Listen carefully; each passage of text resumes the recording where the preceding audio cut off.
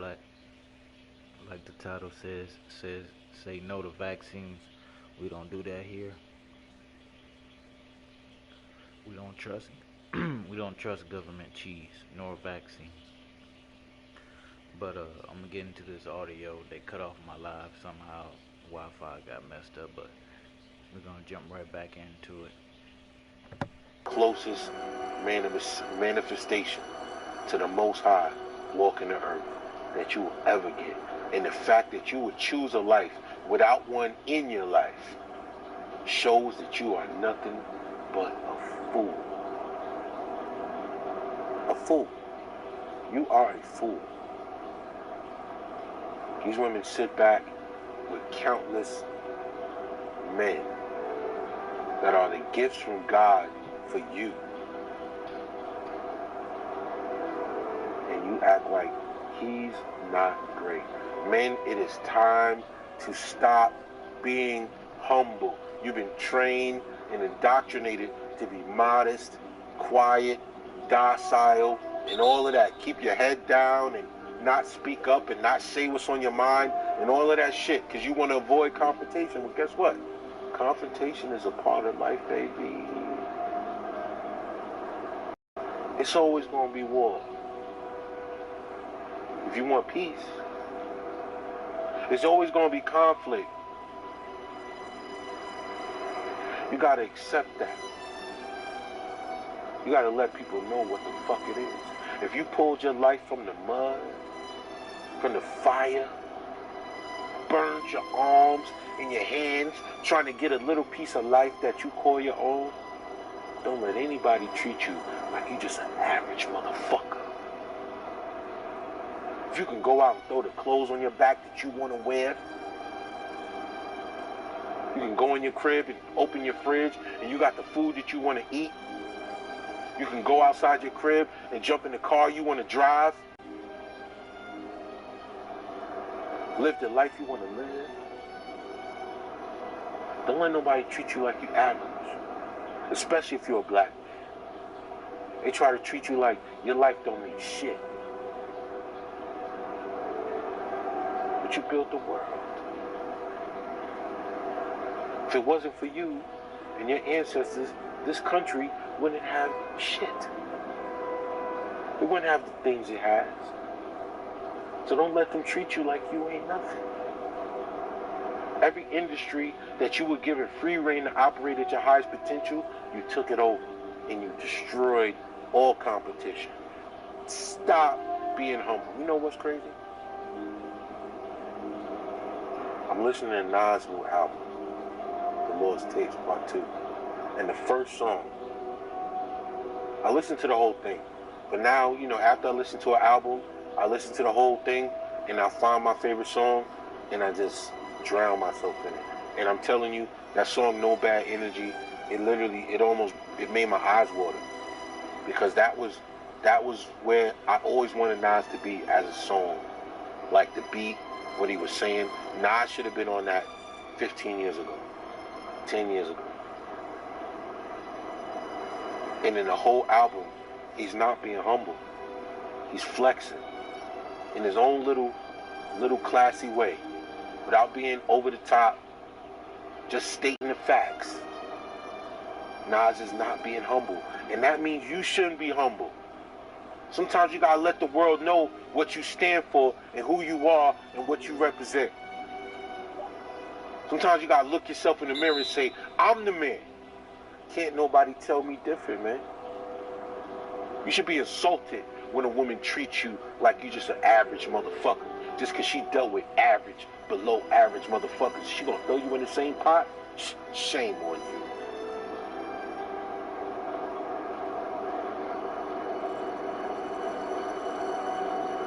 I'm the closest manifestation of God's love that you will ever see in the physical flesh, woman. Respect me as such. How dare you? It's time to stop being humble as black men. All the industries you created, the culture that the whole world mimics, and you still walk around being humble. Yes, sir. No, sir. Quiet, yes, okay. Doing what people tell you to do. Fuck that.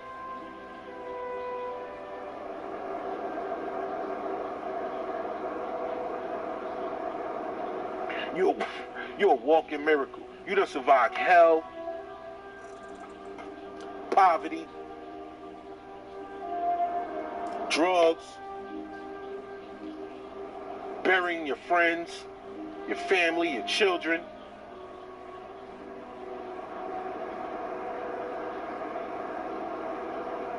Losing it all and getting it back. Sometimes you gotta die to live, man. Sometimes to live, you gotta die. Some of y'all done lost everything and got it back 3, 4, 5 times over. And got it better. Got it back and got it better, baby. Don't let nobody tell you you regular, man. You ain't regular, you a miracle. You a walking miracle. You're a thing of beauty.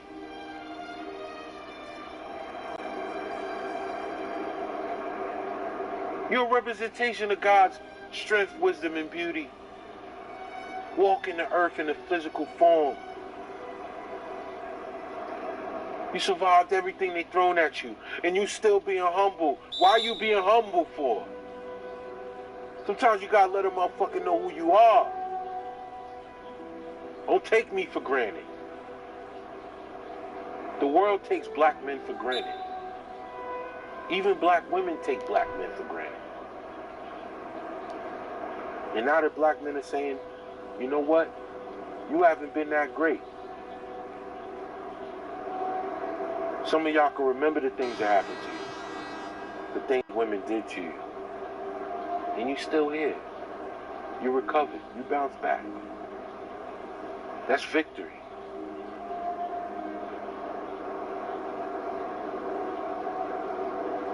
Don't ever let nobody tell you that you're humble. Don't let nobody treat you like you're just an everyday, average Joe. When you are a walking, fucking miracle. I done seen bullets fly past. I done seen shots go off at parties, regular situations. I seen my friend get shot right in front of me. I felt the reverberation of the shots hitting his body. I didn't see him, but I felt them. I done seen death close up. I done seen the fear in somebody's eyes when they know they're about to die. And they just a child. Not even legal fucking age to smoke a cigarette.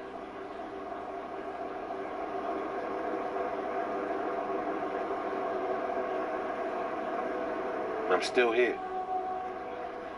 I could have been 5 steps to the left, and I'd have been on the ground. Why none of them bullets hit me?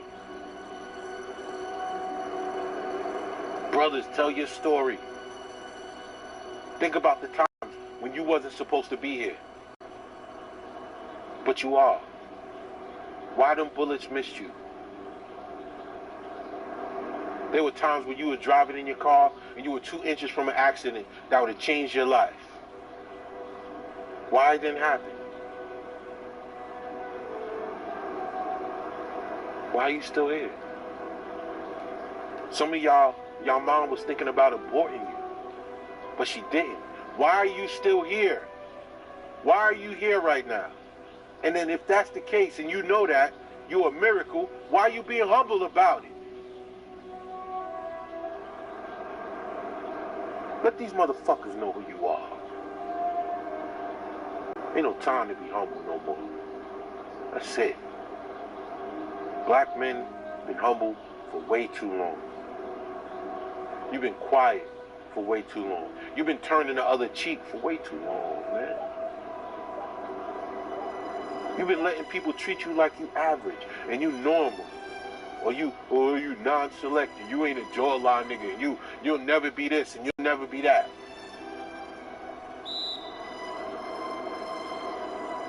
You everything you supposed to be. You breathing, right? You got life, right? You feel, right? So who are you to sit here and let the world treat you like you're not who you are? Stop being humble. Stop letting the world treat you like you average. Black man, you are a fucking walking manifestation of the glory, the grace, the wisdom, the majesty of the Most High. Act like it. Act like it.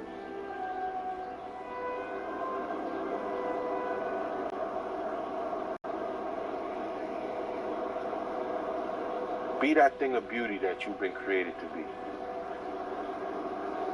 Be that leader that you were created to be. Be that teacher.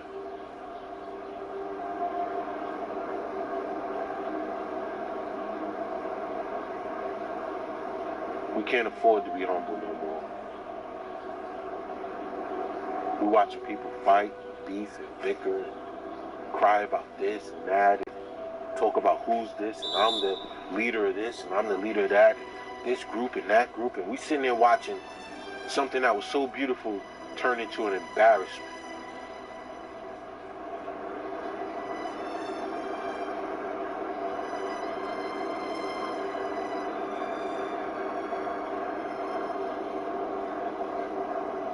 It's time to stop being humble. Stop letting motherfuckers with more confidence than you take the role of leadership when they don't deserve it. Stop letting motherfuckers call out themselves as the leaders and the best, and we the top dogs and this and that, because you didn't claim that shit. Because you being humble. That's in life and on YouTube. Dudes being humble and quiet and let a motherfucker take your crown. And watching them run this shit into the ground and you ain't saying nothing.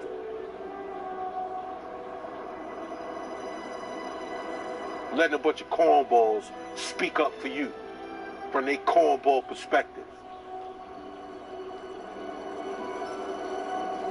Knowing these dudes ain't on your level. And on YouTube and in real life. You know in real life they not on your level. They not dudes you would talk to, associate, be around. Type of dudes we were stuffed in a locker back in the day, man. We put pressure on them, man. Fuck is you, man. You know what I'm saying? Don't let these cornballs take your rite of passage. Don't let these cornballs tell your story for you. Don't let these dudes tell your story. What you doing, man? Why you letting these dudes represent you incorrectly? Like they speaking for you.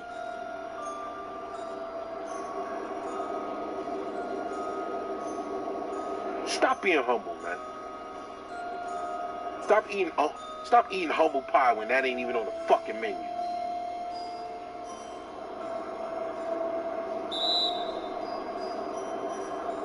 You great. You special. You intelligent, resourceful, a survivor, a man of strength, a man of honesty, integrity. If nobody else told you that, know that thinking man told you. Now go out and live it. Go out and fucking live it, man. It's a thinking man's Templar. Cover your sakes, man.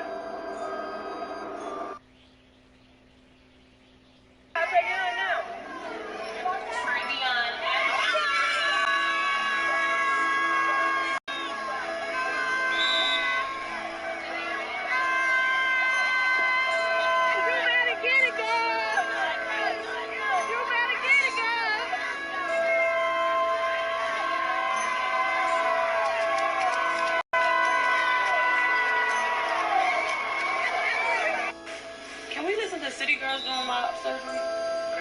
Oh yeah, okay. Cause I want to listen to City Girls. My nigga acting crazy. I'm finna get rid of his baby.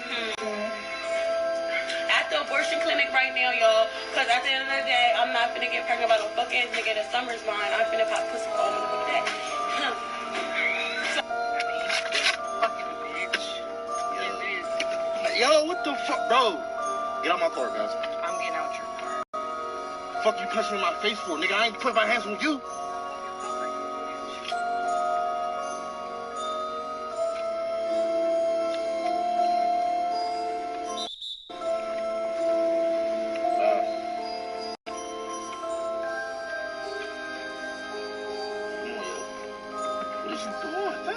What is you doing? Damn, yo, get out the car. Get out the car. Get out the car. Get out the car. Yo, what are you fucking doing, bro? Get out of the car.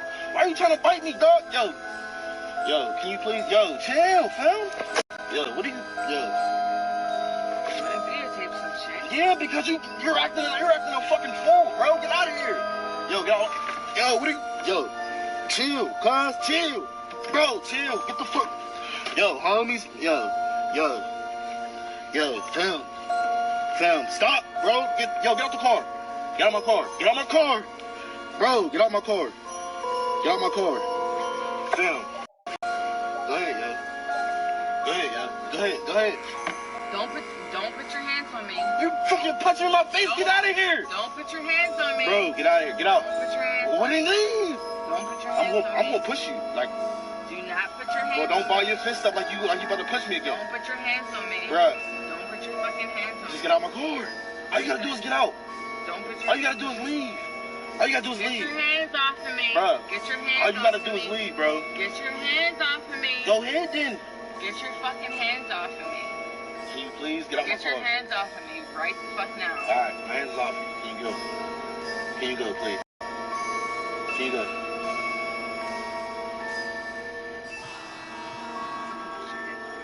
Oh God, yo. Can you just leave?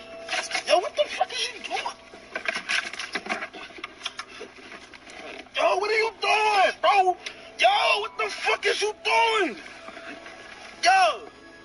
Yo, what? Yo, chill the fuck out. Yo, move, man. Yo, move. Yo.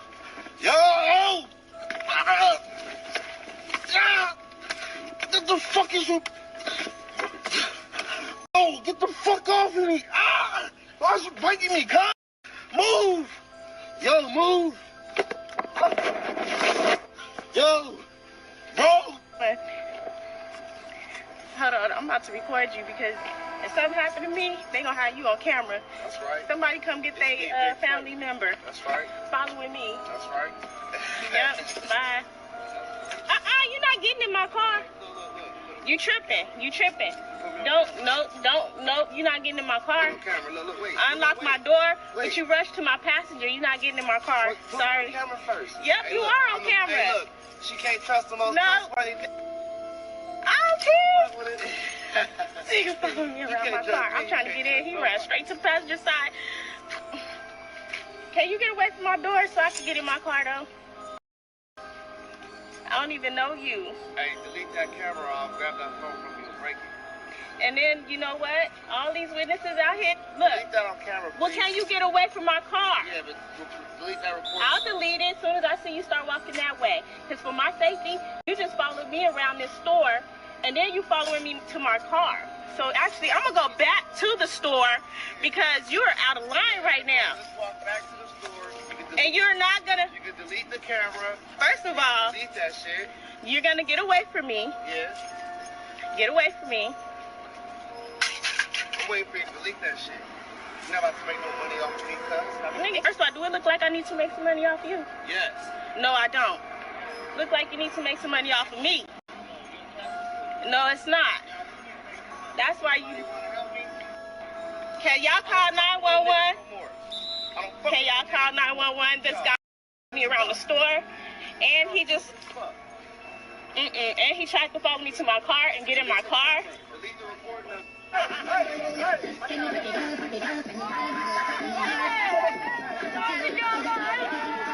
What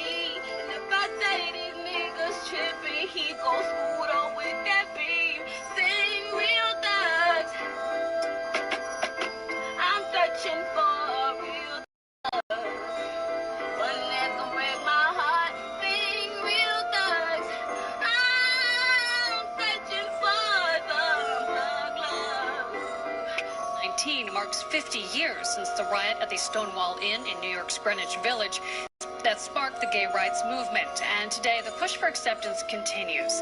WBZ's Tashani Whitlow reports from Fall River, where a drag queen story hour was met with some resistance. Supporters believe this event promotes inclusivity and acceptance, while critics say this is not an appropriate event for kids at a publicly funded library. You need a blue fish? It's no different than like going to see a Disney princess. Strong words for local drag queens reading stories to children at the Fall River Public Library Saturday afternoon. We believe that they're indoctrinating systematically our kids into another culture that it can be very dangerous. Our Father who art in heaven. Police stood guard at the library's first ever drag queen story hour, which attracted more than 200 supporters who faced critics outside. We love them. I just want to raise Betty with tolerance for everyone, no matter what. Inside the packed room, it was all smiles, as kids and some parents were mesmerized by their guest reader, Naomi Chomsky's appearance.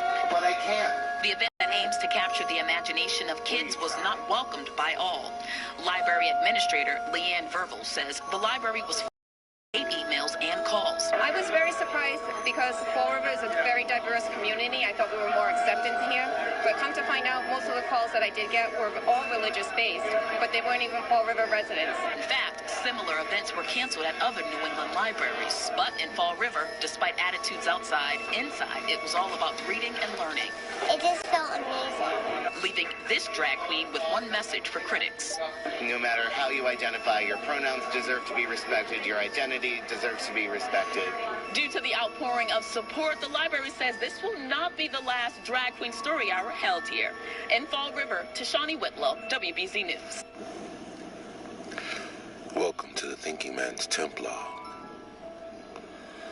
the place where we say one red pill life far outweighs a million blue pill lives.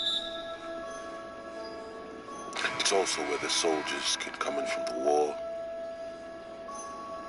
remove their armor, and have conversations with like-minded, intelligent men. And indeed, gentlemen, I am once again at your service. Thank you for being here. You could be anywhere in the world, but you're here with me. 1,000 thanks to you. Thank you to all the new subscribers. Hit a milestone in subs. Almost at 20. And all that proves is like Brad Pitt said in Fight Club when they went to the basement and he noticed there were new members. First rule of Fight Club is never talk about Fight Club. I see you guys haven't been following the rule. But anyway, that's just a joke. It is what it is. But I want to thank all you guys for your support, for your commentary in the comment section, and your donations, and anything you can do is always greatly appreciated. I want to thank all the brothers in the manosphere. I want to thank the man with one eye. The brother should go check him out. He's a very sincere man, great brother. Book of Alpharonomy. And I want to give an apology. I was supposed to do a live stream with him today, and just was working early, you know. Got back home around 12:01, thought I'd get a little power nap in.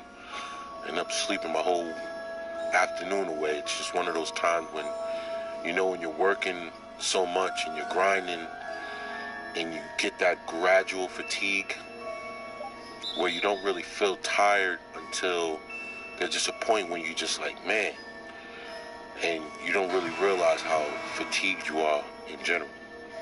So I apologize to Book of Alpharonomy for that folly. That was my fault. I would love to make that up. I know you and Black Ram definitely brought the brothers to the promised land. I really was trying to be a part of that, but physically my body just couldn't add anything at that time. It just required me to sleep. You know, it is what it is. Everyone else in the manosphere, truth as I know it, all the brothers who are dropping content and keeping it pushing for the manosphere. If I forgot your name or forgot to mention you, it's no malice on my end. But I notice YouTube is beginning to hide a lot of the notifications. A lot of brothers are dropping new content, and I don't see it on my timeline. I assume brothers have stopped making videos, and then I'll pop up and check the page, and if 15 new videos, I see that YouTube is beginning to hide us from one another. It's beginning to separate us. My timeline used to be up to date with everyone. Now I literally have to individually go to pages and see if there are any new videos, which I'm starting to realize YouTube is doing. I also want to shout the villain Von Doom, and anyone of you Red brothers need to go check all the names I mentioned out. These brothers are definitely putting a lot of effort and time into their videos and doing their best to bring the information to the forefront. And when you get there, tell them TMT sent you, and let them know that you're there to take on another course of the red pill journey through their eyes. All right, so it's just a little beginning. But this discussion today will be about something coined the mirror effect, also the illusionist. And you have to also remember that in those beginning videos, I try to set the vibe for where we're going with this commentary. I want you to look at the different videos, the different live, self-recorded, in some cases. These are videos displaying the natural behavior of the succubi and what she does. See, this world is different now. The things that we say, the things that we talk about, the things that we bring to light, these aren't things that we're just making up. See, this world doesn't believe in an intellectual understanding of the so-called black man, and they don't believe that you can connect the dots, because it's been such a long time that the wool has been pulled over so many black men's eyes as to what's really going on around them, that the world still, especially the succubi, she really doesn't understand that her cover has been blown. She believes that even though you know what you know, she believes that any time, just with the right words or a little bit of coercion, she can tell you that everything you saw, you didn't see. And she'll tell you that to your face with utmost confidence, that everything you thought you saw, you didn't really see. That's the illusionist in her, the manipulator, the beguiler. She believes that she can tell you the sky is purple, even though you can tell it's blue, and that you'll believe it because it came from her. See, these women have been trained to understand from their mothers, and their older women who are also failures told these women that the men were dumb and stupid, and they worshipped her, and all these men are transfixed with mother addiction, mother deity worship, the mother goddess, so that anything you say to them, these men will all automatically equate that to their mother, where most black men assume that their mother can do no wrong, that nothing their mother can say be a lie, that mommy will never hurt you. That's the problem with black men being solely raised by women. They don't have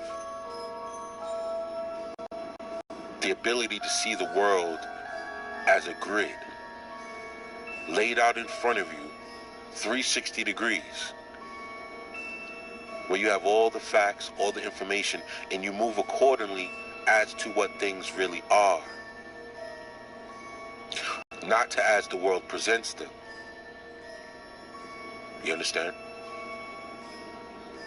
What you see is not what you see. That's what they tell the black man, because they realize black men are waking up. So now in their frantic panic, they're telling the black men, what you see is not, that's not what you saw. No. That you're mistaken. Even though black men are starting to wake up and they're starting to look around and they're seeing their surroundings for the first time, and they're realizing where they've lived all their life, and they realize they've been in a matriarchy, and they realize all their thinking points and their character traits and their understanding is all feminine and female. And now they're starting to realize that they haven't been a man their whole lives. They've been a woman in a man's body. They've been completely programmed and indoctrinated by the female thinking. And they're just waking up to that fact. And once these men start to point out the things that they're discovering around them, and they're telling other brothers, look, what you see what I see, right? And the brothers are like, yeah, man, I see this. It's just like in Predator, where Bill Duke told Carl Weathers, it's like, you see it up there past those trees. And the Predator was in the trees in his camouflage, and he didn't know that the two men were watching him. Well, I think he knew. He was just baiting them. But he told Carl Weathers, and he said, yeah, I see it. I see it. That's what the red pill is. You're starting to see the succubi in the jungles of the black community in her camouflage. And now you're seeing her for the first time. And she's telling you, nah, that's not what you see. Just like black men see the attack on their masculinity. If you haven't watched it, and I don't suggest you do, if you watch that Black Mirror episode with the guy that played in Endgame, Jason Mackey, I think, and the other brother that played in Aquaman, he played the I forgot the guy. That was basically the enemy of Aquaman. Had the suit on. So these are two brothers that are in the Hollywood arena in these big roles, and then the next time you see them is kissing. Some homoerotic nonsense. It's literally disturbing, and it always goes to show that what we say about Hollywood and black actors, especially black men, having to be emasculated in order for them to reach the highest heights of Hollywood, it's true, man. We're not making this up. You think we're making this up? Look at the patterns. Endgame is probably going to be the highest grossing movie of all time. And literally, the next time you see Jason Mackey, after he was given the shield to be the black Captain America, he's in some homoerotic episode for a TV show. Why would he even do that role? Like, what? Why would you even be required to do that? The other brother coming off Aquaman, and you literally, that's the next time the world sees you, is in a homoerotic gay relationship, symbiotic gay relationship through a video game with your best friend.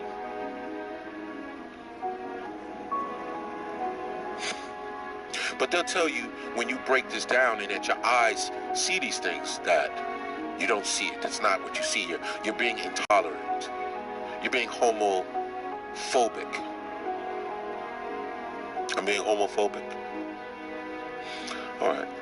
So also I'm being transphobic when I see drag queens reading stories to children. I see videos of a drag queen showing Iowa open to children of all ages, and they're literally children giving money to drag queens, tipping them while they're dancing around on stage. Oh, but it's me, right? I'm losing my mind. I'm the crazy one. I'm the transphobic one. You got an 11-year-old drag queen boy on Good Morning America who walks around in dresses and actually went to a bar and there's gay men tipping him as he's dancing. This is almost like making pedophilia, normalizing pedophilia. And if you don't think that that's the next step, if you don't think the next step is pedophilia, there's no other chamber left. Understand that the devil is going hard. Satan, Lucifer, is working his best to bring perversion to the forefront of society. Baby killing is legal. Homosexuality, it's literally, it's going to be a certain point where being straight is going to be like how being a homosexual was 10 years ago. You're going to be the minority, and your children are going to be forced to be gay. All this tolerance. If you don't see the agenda, if you don't see that these people in power are pushing these agendas, I don't know what to tell you.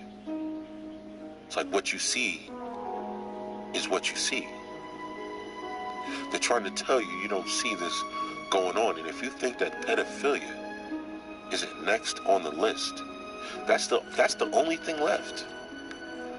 So they have children dressing up as drag queens, normalizing this behavior.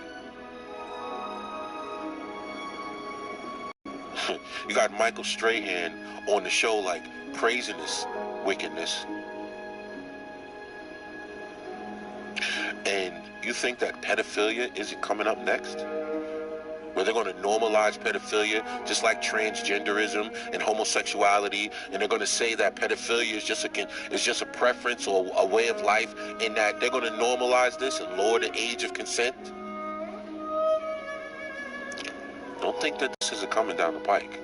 And it will happen in our lifetimes. Hopefully the Most High will return. ALWJ will return and burn this place to the ground. But there's going to be a lot of wicked acts and a lot of defilement of society that is going to come right in front of your face.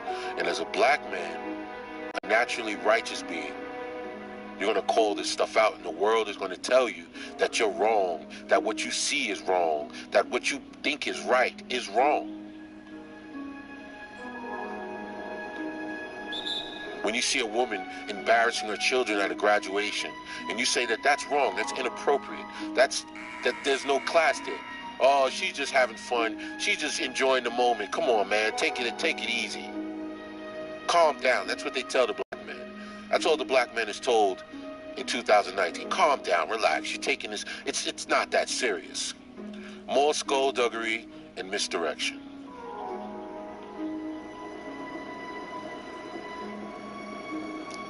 A woman joking about aborting a child so she can turn up for the summer. Black man says that this woman is wicked and vile. Come on, man. It's her body. She can do what she wants. Come on, man. You're doing. It's just not like, it's not what you see. You're not seeing this the right way. You see what I'm saying? Misdirection. What you see is not real. It's like they're telling us we're the ones in the matrix, but we're the ones who are unplugged. You understand how that works? We tell them that these women are abusers and psychopaths, and you watch this woman beating the man in the car and biting him and trying to attack him, as if when we say that there's no reason to ever hit a woman, but women attack men all the time. But when we say this has happened to us and we've seen it ourselves, the world tells us, no, you're just choosing the wrong women. It's just you're just attracting these women. That's what what did you do to her? It's not what you see. What you see is what you saw. No. They don't trust your intelligence. See, they believe that you're a fool, black man. They believe that you can tell you anything, and you'll believe it. They'll tell you water isn't wet, and you'll believe it. They'll tell you Jesus was a white man. Yahushua was a white man, and you believe it.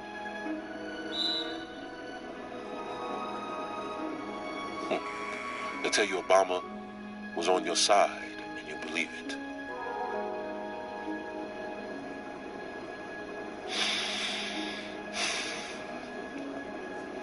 And you move through the videos I showed, and it shows another video, literally, another woman in the video, literally singing her praises to the thug, the reprobate, the degenerate. Literally singing her praises on how much she needs a real thug. When was the last time you heard a black woman praise a black man with a good spirit, with honor and integrity, upstandingness, industriousness,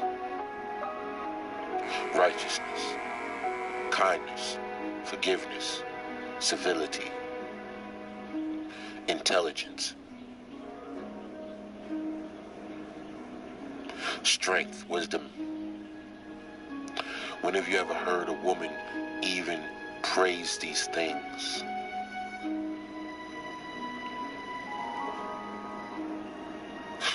All they say they want is good. That's all they say. I just want a good man. You mean good like behavior way? Like behaviorally? Good like a good student? Come on, man. We got to start breaking this language down. I'm just looking for a good man. What's a good man? What do you mean by good? Good, you mean obedient? Good dog? That's what you say to a dog, right? When a dog is good, I work way it's too hard obedient. It does what you say. It's 48. You know how easy it is for me to play 48 minutes? When you say don't shit on the Play this game all carpet, day, Frank, it goes all day outside. long. 48 minutes is nothing. Yeah, but the wear and tear of an NBA When it's game barking is way and you tell it different to than shut up practice. or be quiet, it's You ever quiet, played an right? NBA game? That's considered a good dog. It doesn't All right, piss so I'm on your telling cop, you, on this your is not hard couch. to handle. I'm ready for whatever coach throws at me. Simple as that. It's nothing. I work on my conditioning. Is that for what a they reason. mean by good, black man? When she says, I'm just looking for a good man. Good. None of you brothers should be aspiring to be good men.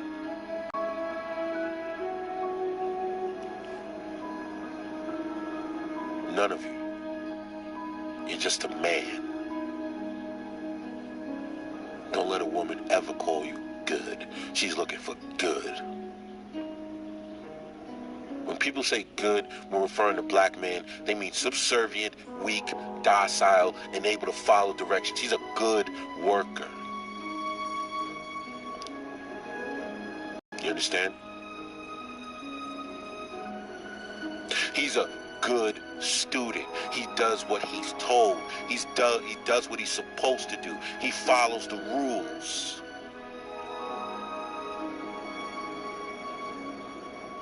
But when you bring this up, they'll tell you, no, that's not what we meant. That's not what we meant.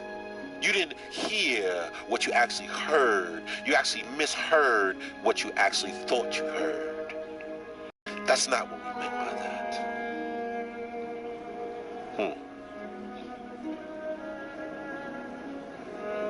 So black women don't like thugs. Is that true? Yet you can go on Amazon and find countless books of her mental fantasy of being with white men in slavery situations, the white man's baby. Look at these books, they exist. This is her imagination at work. These are black women writing these books. The Thug Love books, all these countless books dedicated to white men and thugs. These are her passions. Just think about it. to sit down, write a book, get it published, get it edited. Just think about it. It's just a book. That's what they tell you. Oh, it's just a book. It's just something that's a book. It's a book. Don't downplay what a book is. This is someone sitting on their laptop or their typewriter or whatever, typewriter, on their laptop and countlessly typing in this story and going to the end and drawing a conclusion, then getting the book printed and edited and taking it to a publisher and all of these things.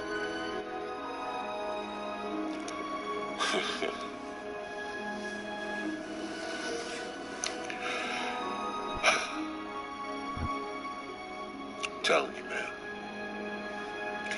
When we look out and see how crazy this world is, and everyone's trying to tell you it's not.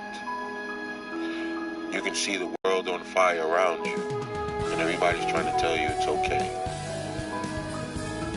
Before you came into this world, as a red pill man, you didn't even realize there were flames on all sides of you.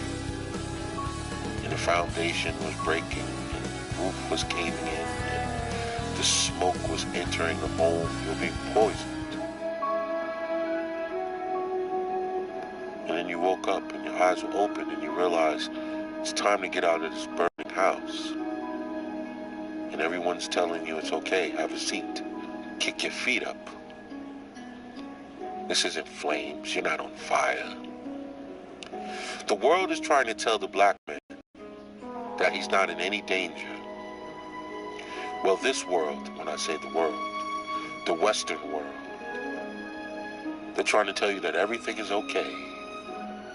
All you have to do is go in there and march and fight for your reparations. And the world will be just fine. You go there and get your reparations when you vote for the Democratic Party again. Issuing in another generation of single motherhood and abortions and effeminate black men and welfare policies, which are going to the Latino man. You can see the tricks being played in political arenas.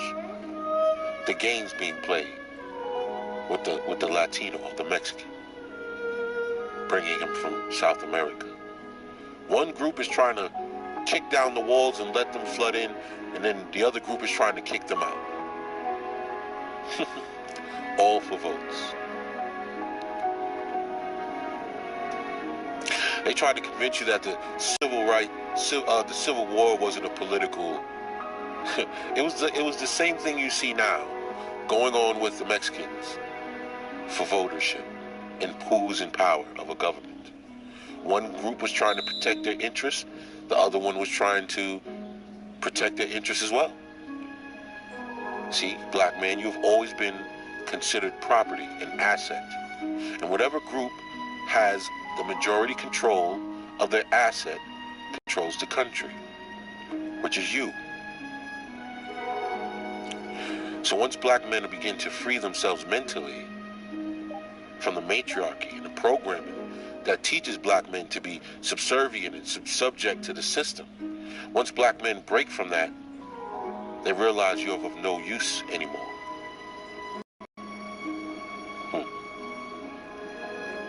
They try to tell you what you see is not what you see.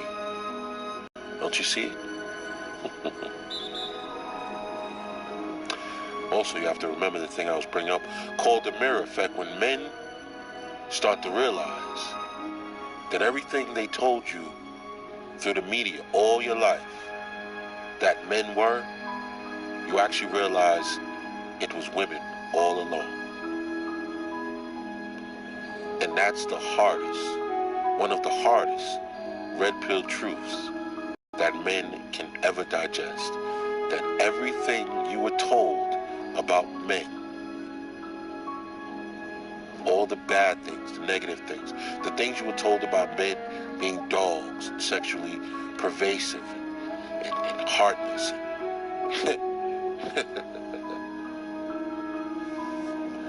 cold-hearted and manipulative. Then you grow up and open your eyes and you realize it was women all along. They were the perverse ones. They were the perverted ones. See, men are just following the lead of women in the sexual arena. See, sex can only be as gutter as women allow it to go. You understand it, right? All the disgusting things you see in porn, the only reason those things are allowed to happen is because women let them happen.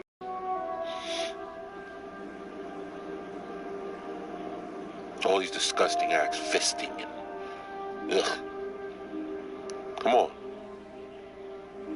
Can't even watch that shit anymore because it's so fucking disgusting now. It's almost like it's hard to watch. And when you realize that it's been women all along, they've been the deceivers, the manipulators. That's the red pill. That you believe that everything they told you about yourself as a man was true. And you believed everything they told you about women was also true.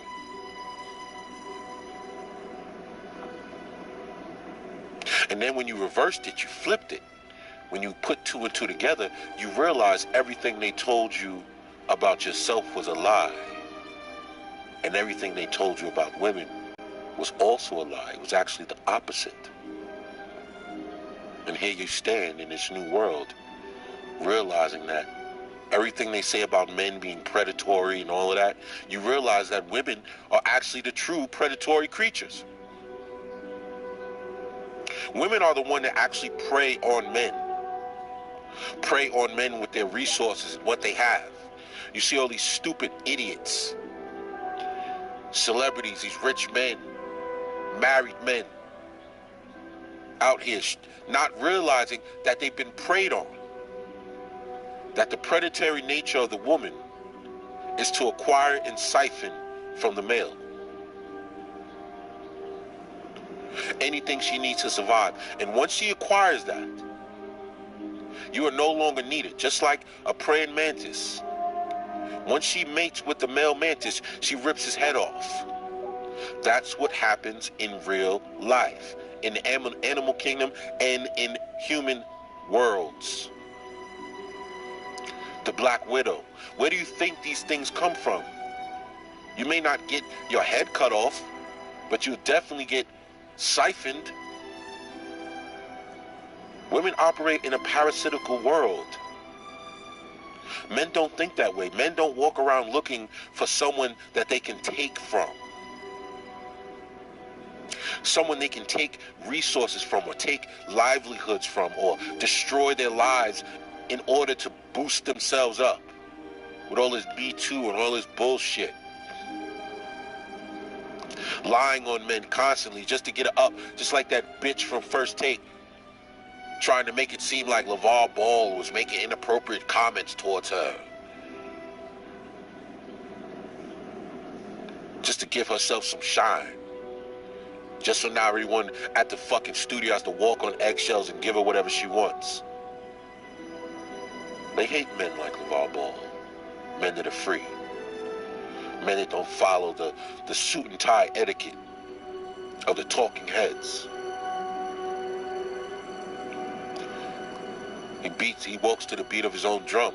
They hate men like that. They hate the fact that men like that are polarizing and people want to talk to them. Men like that used to be a common thing. When men like LeVar Ball seem like an oddity, you know that something's wrong with the masculine principle.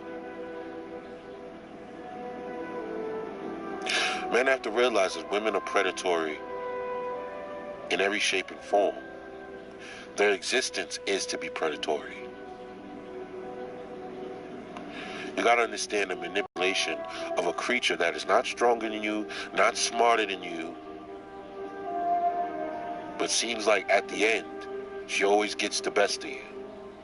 You have to be proactively predatory to get the best of someone who's smarter than you, who's stronger than you. They can physically hurt you if they really wanted to. You have to be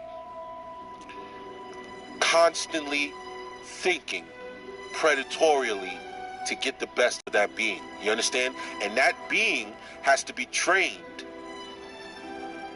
Get it? Trained, indoctrinated to not see you as a predator or a threat. Do you understand? Just like the lion in Barnum and Bailey that doesn't know he's a lion. And he's getting whipped by the trainers. Scrawny homosexual men beating you and making you jump on us, stand on your back legs and jump through hoops. Sound familiar? Even though you can rip them to shreds without even trying. You don't even know. They have to be proactively abused for those lions to think like that. You understand? That's how men think.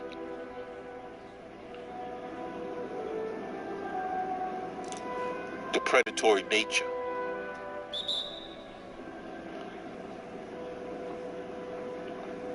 That's part of it, telling you that what you see is not what you really see.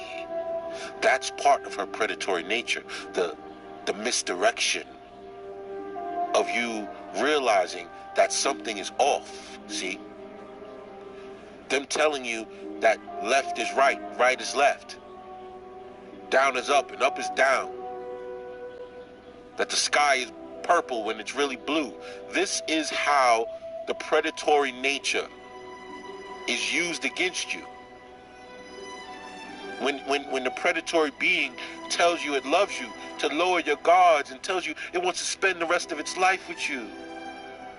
It gives you its ratty cooch, and it makes you believe that that's a real gift from her, like she really values that, when it's just a tool for her.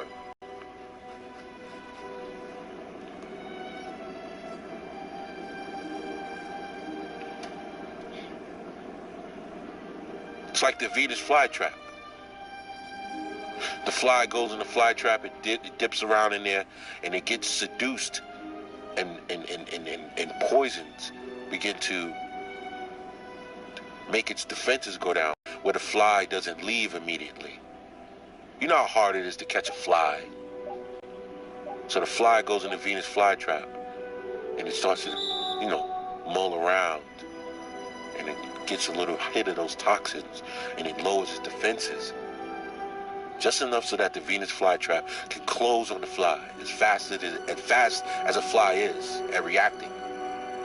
It has to get lulled to sleep, see?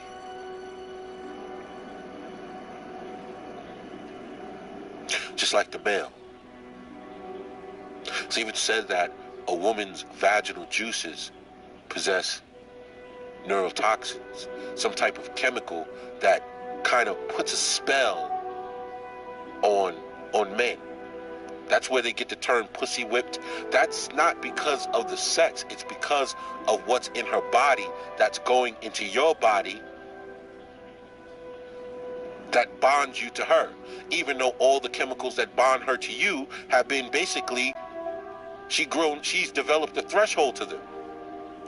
So it makes you think maybe women, now this may be a far-fetched, but maybe women are actually, their promiscuous nature is allowing them to have an advantage over men. Because when they sleep around, they lose that pair bonding ability, right? So a woman goes out and says, I'm liberating myself. Maybe she means liberating her in a way where when she sleeps with you, she doesn't feel that pair bonding, but, oh, you do. Now the spell is only working one way. What if that was the case? What if it was on purpose?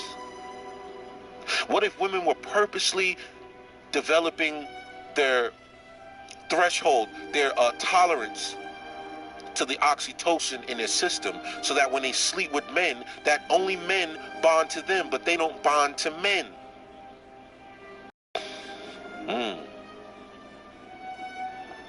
That's when you can rattle around in your think tanks for a while.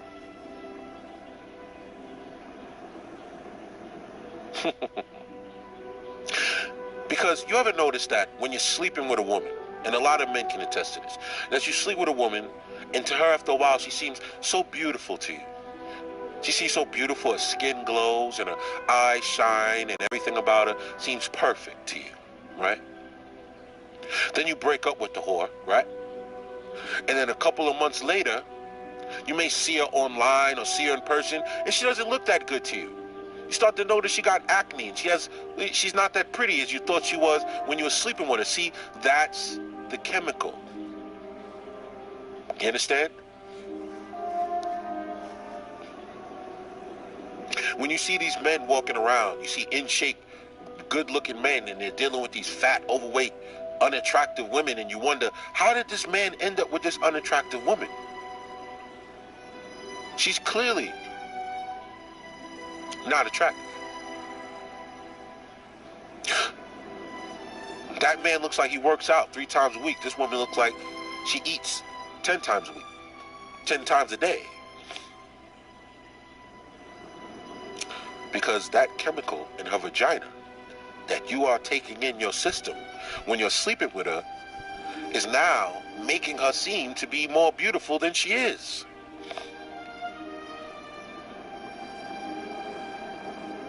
The spell of woman.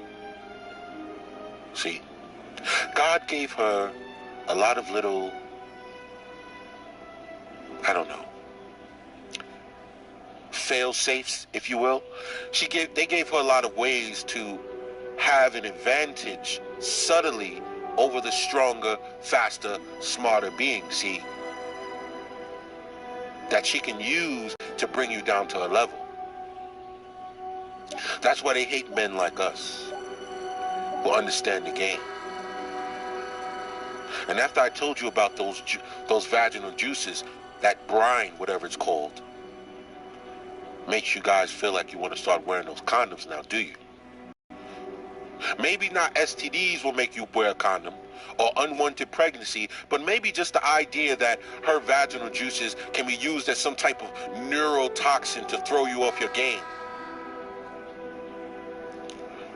Get you attached and bonded to this woman that doesn't even deserve your conversation. You even look in her direction twice. See, that should make you think.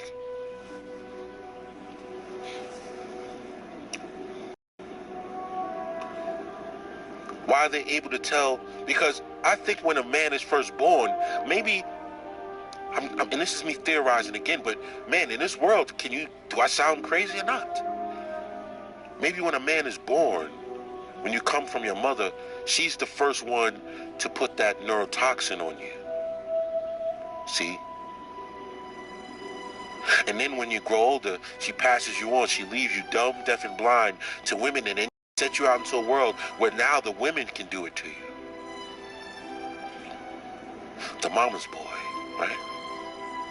That's why they don't want the fathers around, because he's the one that'll slap you out of that sleep spell and wake you up to the world in reality. See? Tell your mother to stop babying you. Shake you awake. So then you go into the world and you can see things properly. See? If your father wasn't a simp now, remember that. Your mother may have put your father under spell. He didn't know.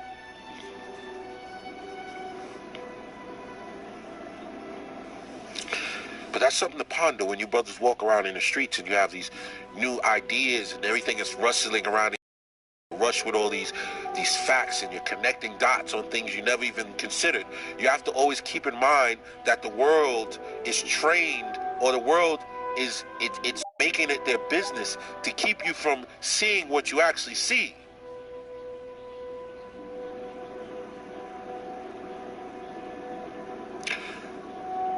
It's the mirror effect.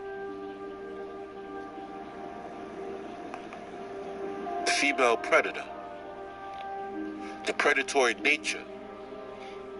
Her predatory nature. Now, I know I've touched on a lot of topics. And I want you brothers to all get in the comments. Tell your story. Tell me if my theories are crazy. Tell me if I'm making sense, or maybe I just need to take a break from the red pill. Because as we begin to unwind and unravel the mysteries of this matriarchal, gynocentric society, there's going to be a lot of things that are going to startle you, that you're going to discover and uncover, that are going to set you back a couple of steps. And I know I just went on and on and on, but I just wanted you brothers to think about these things, contemplate, always stay thinking, always stay challenging the status quo of thought, question things, realize that there's an agenda to keep you effeminized, to homosexualize your children, so that the transgenders and the pedophiles can have at them. When the satanic society begins to snatch children up, grown men going in bathrooms with children, come on, where do you think they're going with this? It's all about connecting the dots. But anyway, my phone is going to die soon. I just wanted to drop this on you brothers. I know it's been a minute. Again, I want to thank all the brothers in the manosphere for keeping the fight alive. All the subs, all the new subs. And anyone who finds this message beneficial, feel free to donate to this video to show your appreciation for the information. What we're doing here at the Thinking Man's Templar channel is trying to save lives and give men the tools they need to navigate through a world that is trying to destroy them. Destroy their minds, destroy their bodies, and most definitely destroy your spirit and your soul. All praises to Yahweh, Ba'ashem Yahweh Shai. Much respect to the manosphere. Much respect to the listeners, the content creators. Big shout out to all the brothers who can see the world as it is. Make sure you share this video. Make sure you like. Make sure you subscribe. It's the Thinking Man's Templar. I want to thank you for joining me, because this is the place where one red pill life far outweighs 1 million blue pill lives, and where the soldiers can come from the war, remove their armor, drop their swords, and have conversations with like-minded men. And indeed, gentlemen, I'm at your service once again. It's the Thinking Man's Templar. Cover your 6.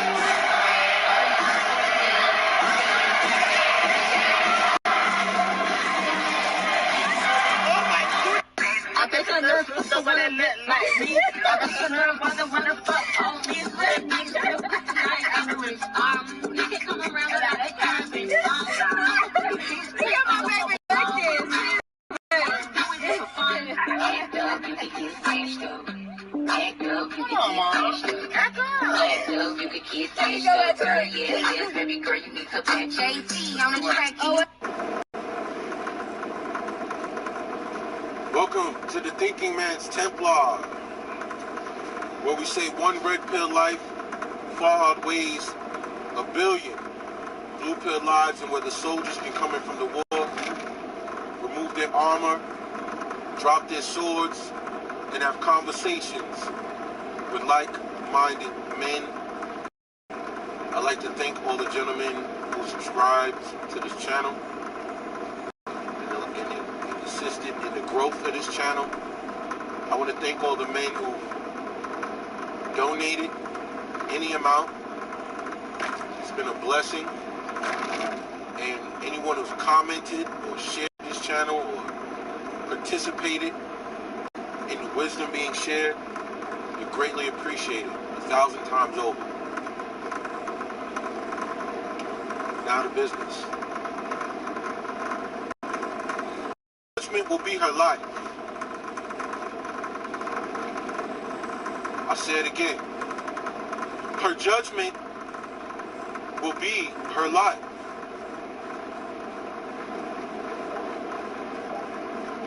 See, as men, we often feel that it's our duty to judge women. And in a sense, it is. But more so, it's to guide them and evaluate and to vet. But we know our women hate guidance. They hate the idea of shame. They hate guilt. And they hate judgment. They want to be left alone, so to speak. Left to their devices. To do as they wish, do as they want. So as men, we got to understand that her life will be her judgment, see. There's no escaping that. You reap will be what you sow. What goes around comes around. What you put out is what returns. We've all heard these terms. We understand these terms. Women hate judgment. Why do you think they only like God on their terms? They want a misconstrued, diluted version of Scripture that is devoid of judgment.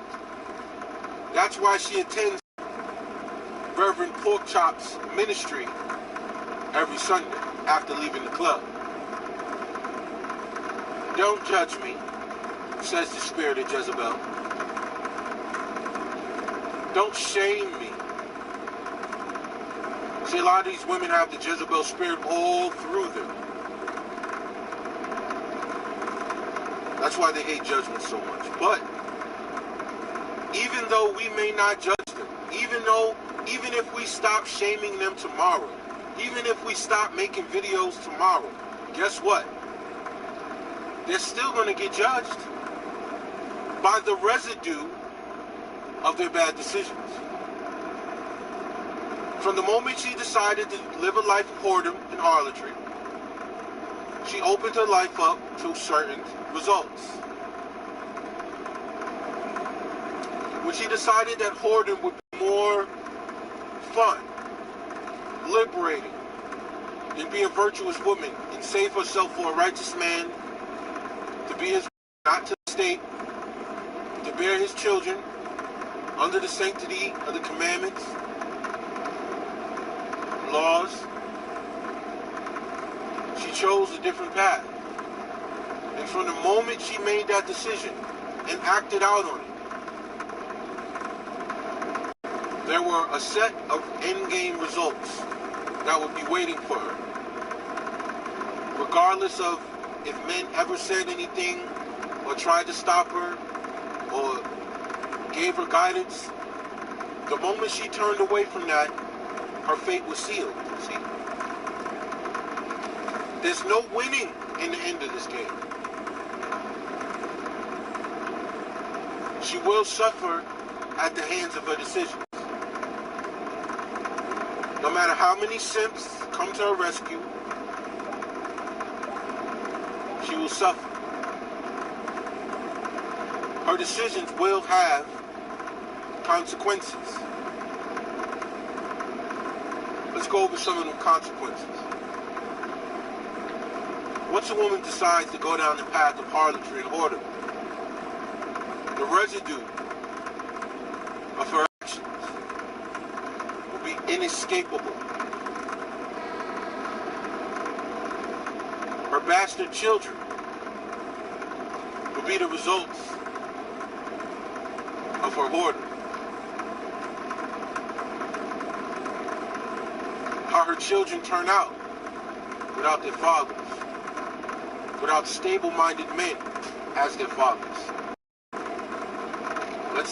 Let's be careful about the use of that word father. Not a male with sperm.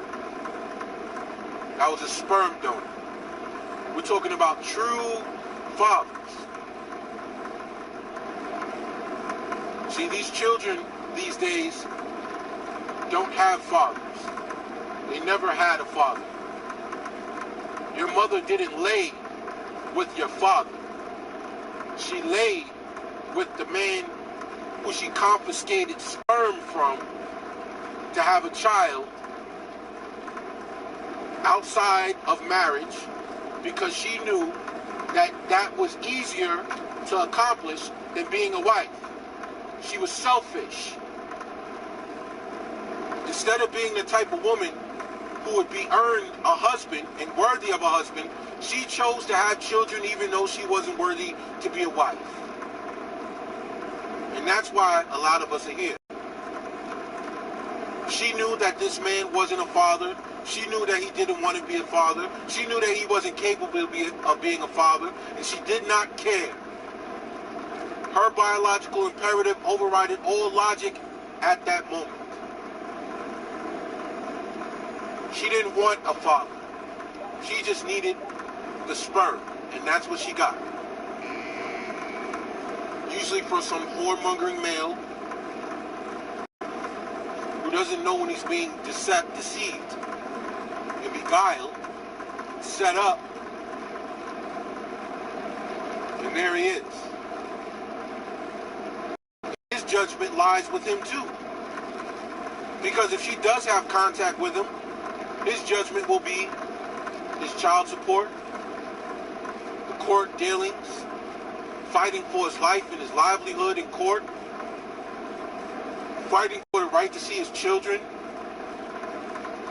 dealing with that cantankerous woman who never loved or cared for him from the beginning, who's making his life a living hell. That's his judgment. But now, as men, we can be accountable for that, and we can say, that was the results of my lack of wisdom. And we can move on and be smarter, wiser, and not make that mistake again. But not to succubus. Oh, no. She has to go down this road 3-4 times. Because her sexual imperatives are very carnal and have a very high frequency. So she will never really slow down until she has to. Her biological nature to push out as many babies as she can will override the fact that she lives in the projects.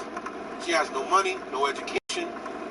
She has no way to raise these children. She's not mentally, physically, financially suited to raise these children. Her biology will override that every time. And the residue and the judgment will be how she suffers and her children suffer.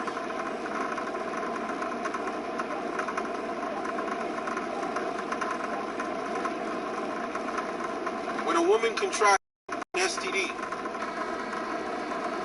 that's the judgment of her hoarder. That's the judgment of the way she chose to live her life.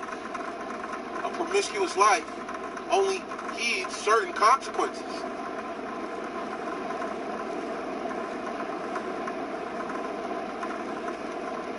Dealing with STDs and unwanted children are the results of a promiscuous lifestyle.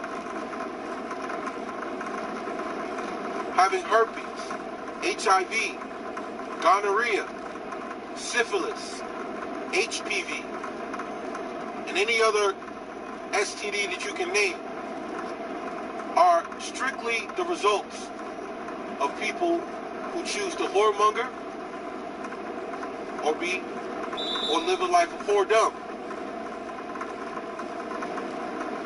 That's all it is. It's a judgment.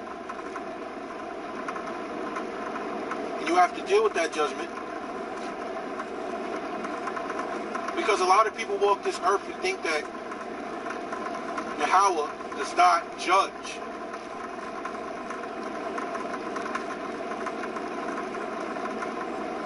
He may not come down and strike you with lightning, but there will be consequences for your actions.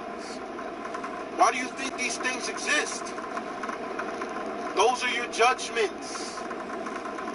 Those doctor visits, that shame of the doctor telling you you have herpes, that shame of realizing you have HIV, and finding out she's pregnant and don't know who the father is. That shame she's going to get one way or another. That judgment, that guilt is going to come to her one way or another. It doesn't matter. It's going to come her way.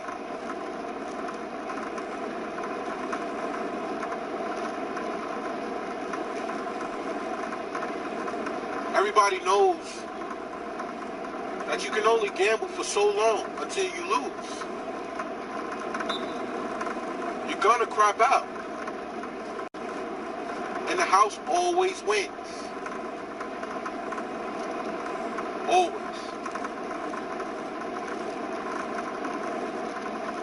There's nothing you can do about the fact that once you've played the game long enough, there's a good chance that you're going to crap out.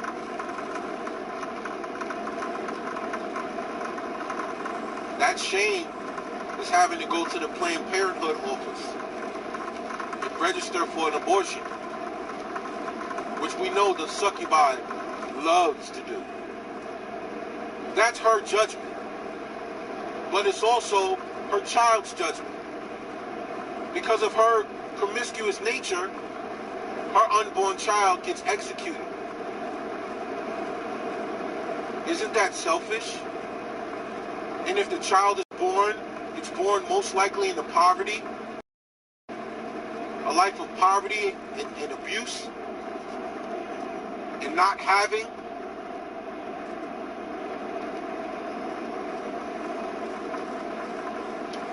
This is the life. Her life will be her judgment. When she decided that instead of being a wife, that she would go away to college, get an insurmountable amount of debt accrued,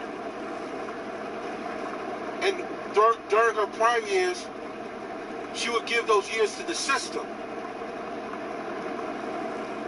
and be a corporate woman. And her judgment will be when her biological clock begins to tick and she looks up and she's pushing 35, 36. And she has 2 master degrees and no husband anywhere in sight. Just boyfriends and men who've smutted her out since college. Now all she has is time working against her. And the chances of her having a child are low. That's why the newest number of single mothers are women over 30. Because these women over 30 have given all their years to the corporate world, and now all they want is a child. They don't want the man, so they find some simp, and they extract semen for her child. But they'll do that to a man and put him on child support. But mind you, these same women won't go to a sperm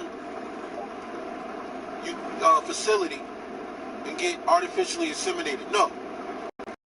They'll deceive a man, sperm jack him, put him on child support, make his life a living hell, instead of doing it a different way. She won't adopt a child, no. No. She has to take you down with her.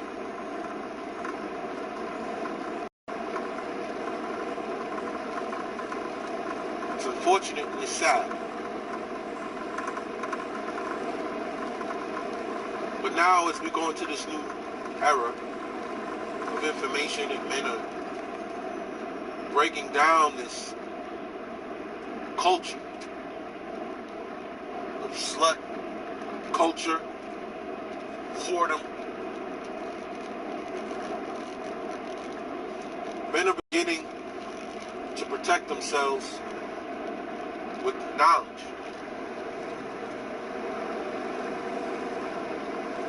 And that's good.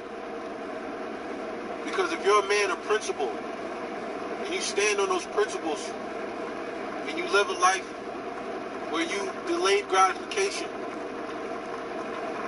and you walked a righteous path, and you studied hard, and you worked hard, and you saved your money, and you weren't a whoremonger, now you're going to reach a point where the world is your oyster.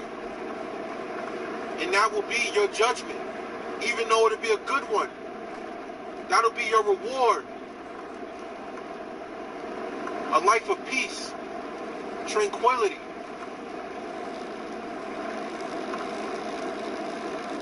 Financial freedom.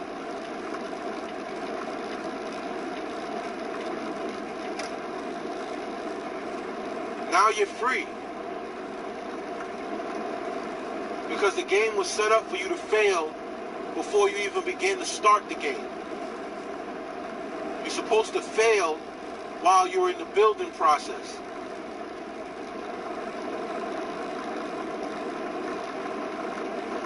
See, what a lot of women don't understand is that a righteous man can save your soul.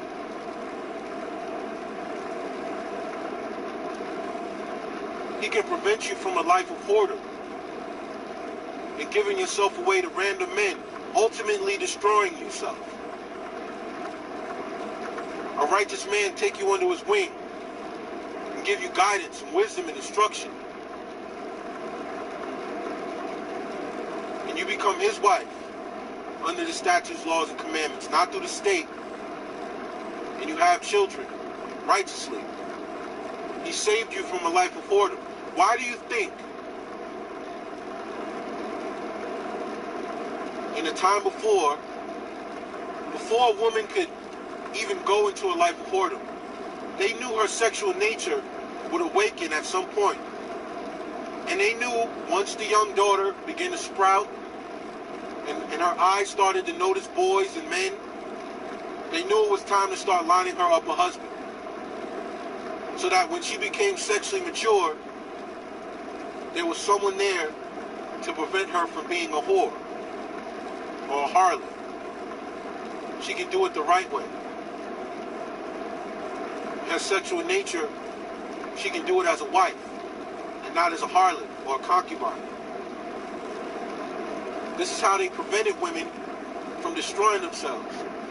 Because her sexual nature, once it's unleashed and unraveled, it's going to go that route one way or another. It's like a dam. Once that crack shows in the dam, it's going to start flowing. And once it starts flowing, that's it. Once a woman's sexual nature is awakened, that's it.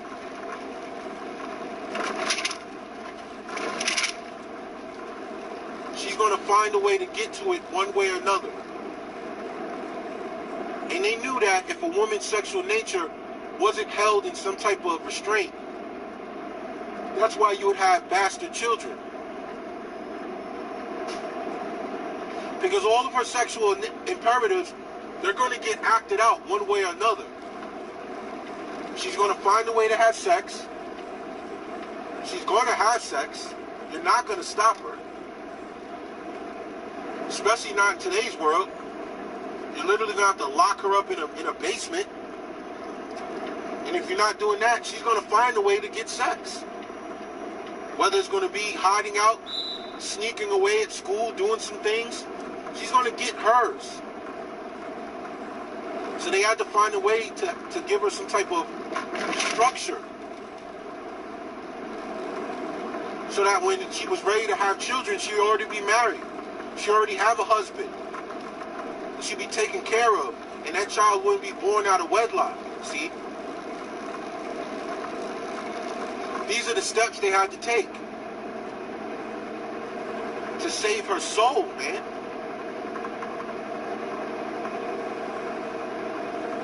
They had to find her a righteous man to save her soul. To save her, period, from being destroyed by her own sexual imperatives. It's very carnal. A woman's sexual nature is the force of nature, unstoppable, immovable. It will always find a way. But if you don't give it some type of structure, it can become destructive and destroy many lives, as well as her own. And once a woman takes on that Jezebel spirit, destroying lives, destroying men, she'll begin to take pleasure in it. She'll begin to use men and seek out men in vengeance of the men that hurt her in the past. She'll begin to find good, righteous men to destroy, to ruin. She'll look forward to it. She'll feel good knowing that she deceived a good man and broke him. She'll feel good about it. She'll feel like she's fulfilled her task.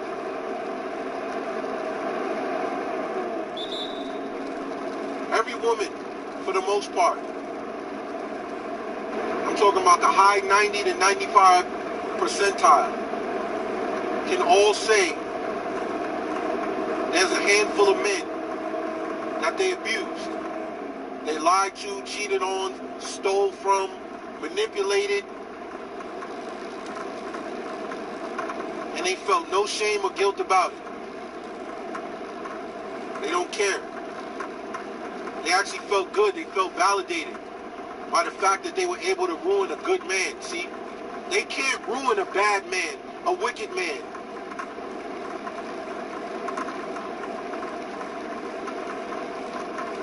And eventually, in some cases, they may even feel guilty of the things they do to a good man, a righteous man. Remember, it's all about avoiding guilt, avoiding shame, avoiding judgment.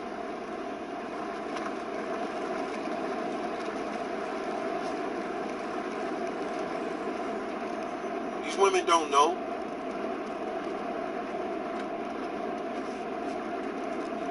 You know how many times I've spoken to women about certain guys they dealt with, and they'll be like, he's a good dude, he's a good dude.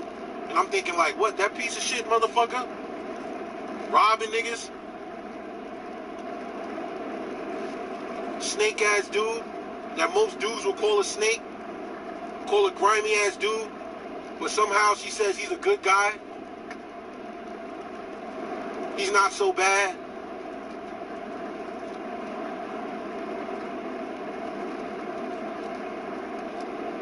Even when he does wrong, even when he puts his hand on her or does something messed up to her, he's not so bad. He means well.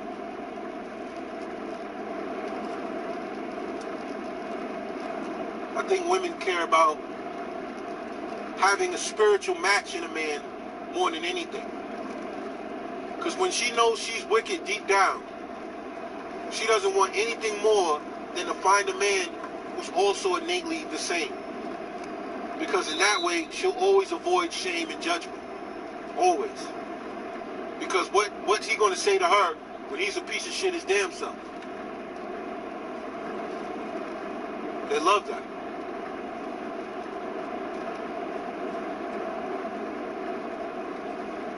A lot of good men have been led astray, taken off the righteous path, into becoming a whoremonger by chasing these harlots and these hoes.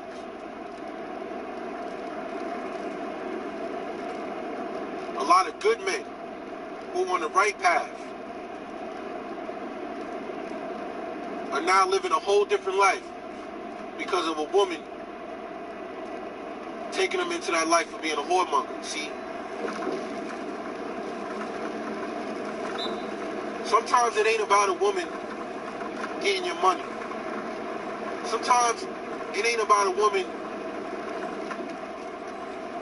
getting a baby or putting a baby on you or getting knocked up by you for child support. Sometimes it's just it's deeper than that. Sometimes a lot of women, their sole purpose is leading men away from the Most High, Yahweh, in the name of Yahweh Shai. She loves to pull you away from a righteous life.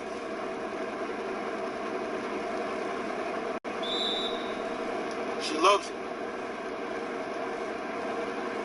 When she sees a good man with a good nature, a good spirit, she's not thinking of, I want to be with that man so that he can build me up and make me a better woman.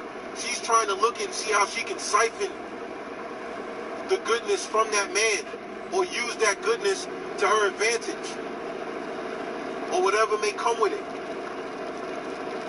whether it's finances or anything of that nature. She wants nothing more than to have that good man led astray,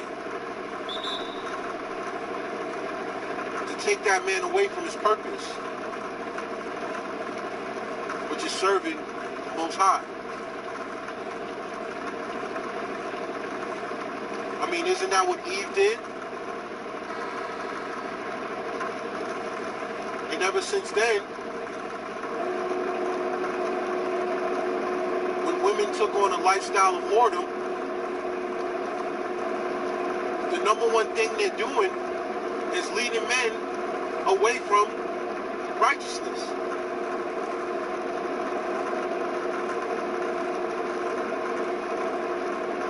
They're leading you somewhere you're not supposed to go. And a lot of brothers can attest to that. Think about a time when you were on point. You were in the scriptures, you were making your money, you were studying, you was caring about your health, you was on point, and then you met up with some chick. You start leading you somewhere else. You start slacking off.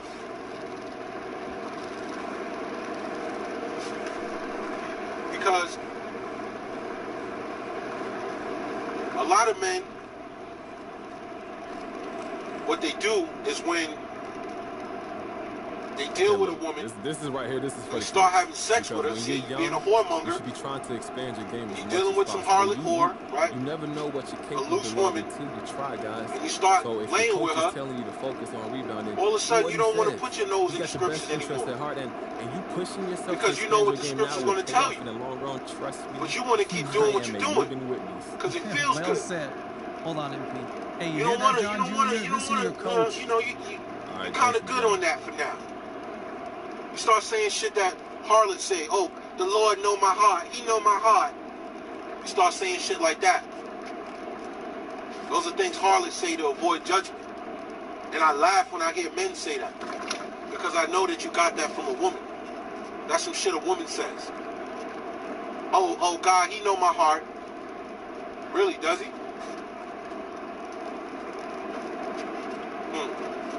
So basically I'm saying when you do wrong,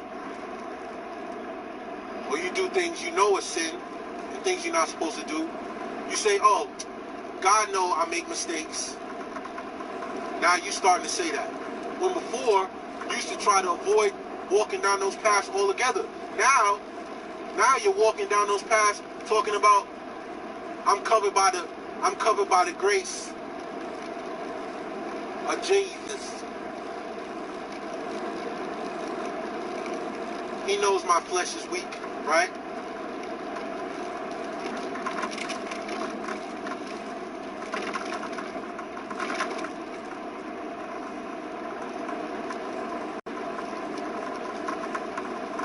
We've all been there, man. We've all turned our head from a righteous life to lay up with women who are already know where they're going. See, here's the thing. Here's a misconception. A lot of men try to make it seem like these women don't know where they're going. They don't know what's coming to them. They know.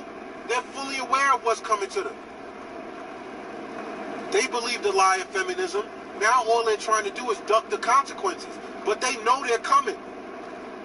their number one task right now is they want to take as many good, righteous men with them as possible. A lot of brothers didn't know how wicked their woman was until they realized she had her claws in them. Transformed. That Jezebel spirit took over. The spirit of her indoctrination. Yeah. All of that shit began to take over. Now you're in the house with a demon. She devil, man.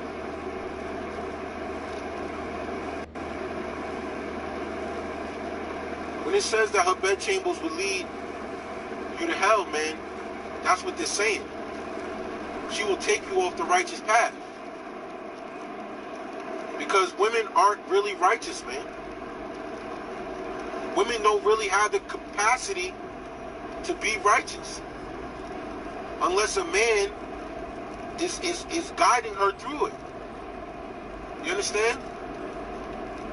It's all for looks, man. Women are easily tempted, easily pulled off the path because they never really on the path. They just doing it for looks. They're trying to come off a certain way. You understand what I'm saying? These women that in church every Sunday after being in the club and fucking all week, they go to the church just for validation, to make themselves feel good. They really don't believe in it. Remember, women only want God on their terms. They want God minus the judgment. They want God to accept them for all their flaws. They don't want, they avoid all the scriptures. There ain't too many women, trust me on this, man. There ain't too many women that really study the Bible. There isn't. That's why they go to church. So that the pastor can point them in the area of the Bible that'll make them feel good. Because they know if they read through it, straight through it, that there's going to be a lot of scriptures that is going to be pertaining to her behavior in a whoredom, and she's not going to want to read that. She's not going to want to see it. So she'd rather go to the church and allow the pastor to navigate her reading of the Bible for her. Because she's going to give her the good stuff. He's going to be more of a motivational speaker and a life coach than a real hardcore man of God. That's going to teach her how to clean up her act. A lot of these preachers ain't nothing but Oprahs. They're more like Oprah Winfrey than they are men of God. All they doing is trying to pretend to be a life coach with a little bit of scripture here and there.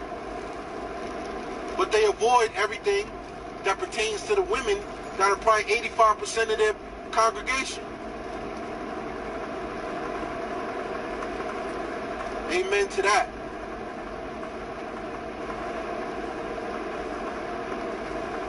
So her life will be her judgment.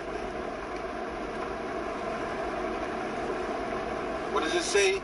I think it's in Isaiah that 7 women will cling to one man.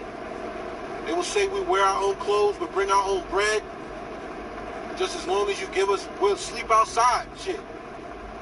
As long as you give us your last name and take away our reproach. To make honest women out of us. And that's another statement that was born out of a land of whoredom. When you gotta marry a woman to make an honest woman out of her, your antenna should go up. Why is me marrying her, making her an honest woman? Shouldn't she be an honest woman already? Shouldn't she already be an honest woman? Why do I have to marry her? And these men are wondering why they're getting in these marriages, in these relationships, and they're blowing up in their faces. Because you're marrying women that weren't virgins, that were out in the streets, and that eventually their biological imperative to keep sleeping with more men will override the fact that she's in a marriage with you. You understand? These women have already been turned out. She's not a wife.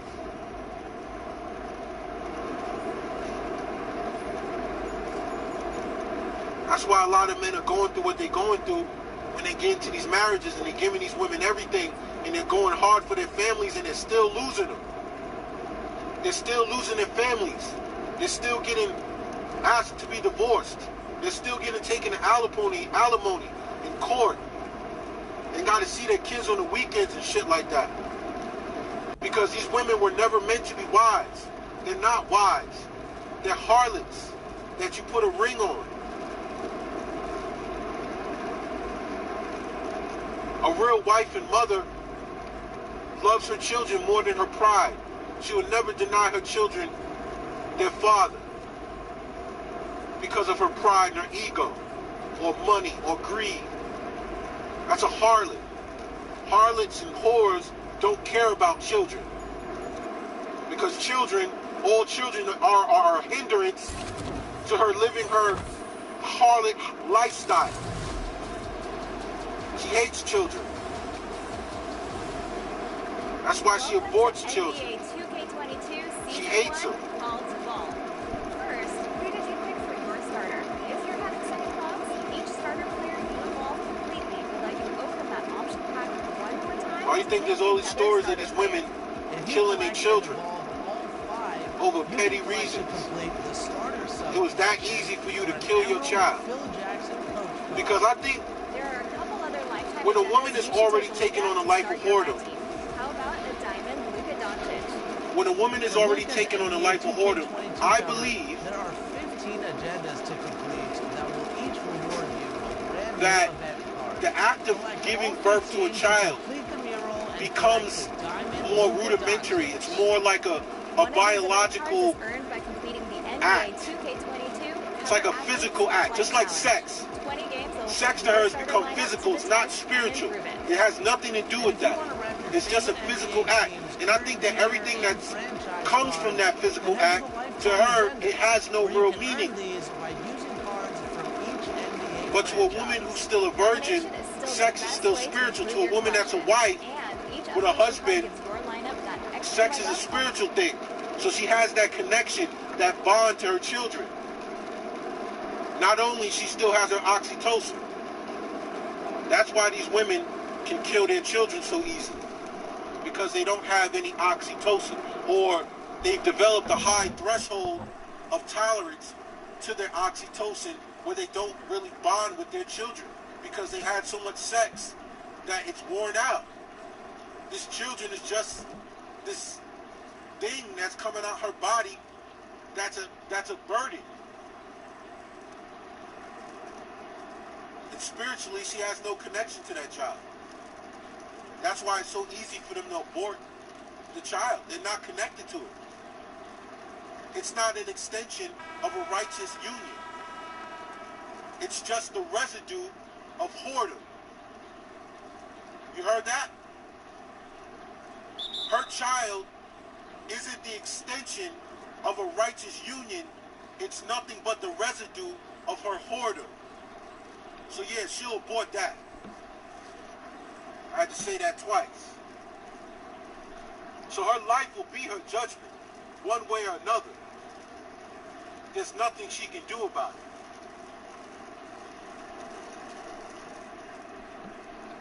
And also, another judgment of her whoredom would be men becoming red-pilled and aware and able to point out and spot the residues of her whoredom.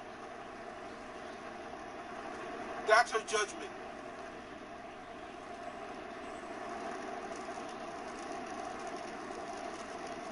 That now when she meets a man, there's a good chance that he'll be red-pilled and that she won't be able to deceive him. And that she'll ultimately have a higher chance of being alone because there won't be any red-pill men that will take her. That's another judgment.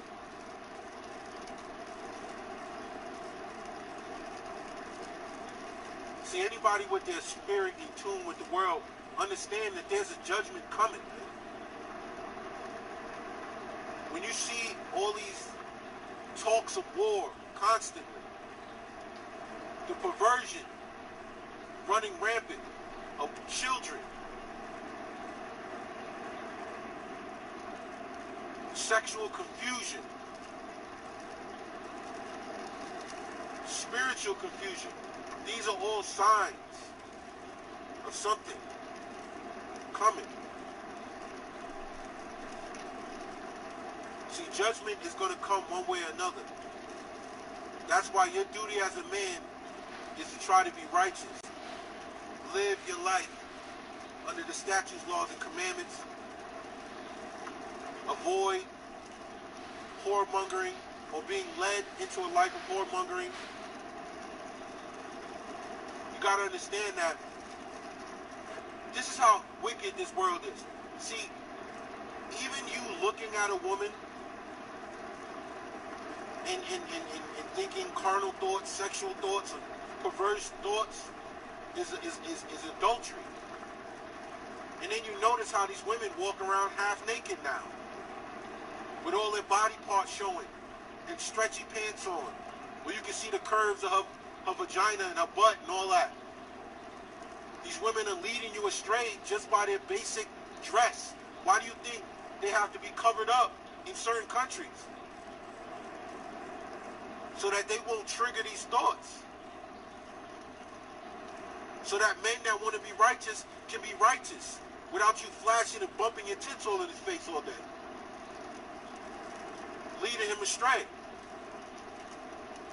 Causing him to sin without wanting to.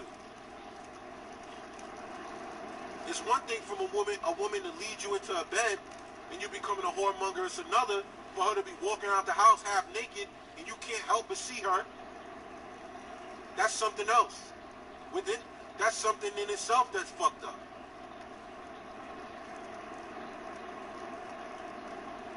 You got to be very wise and understand that your only responsibility is to the women around you to guide and mold them and try to stay on the righteous path. That's all you can do. You got no other choice. It's not about getting the red pill and then becoming a bigger whoremonger than you ever could have been ever in your life. No. These motherfuckers are sadly mistaken, man. It's not about becoming a bigger savage, becoming more of an avid sinner. Nah, man. The red pill is your window into salvation.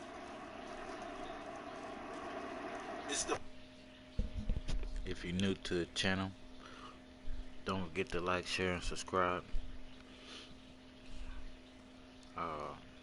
Like the title says, say no to vaccines.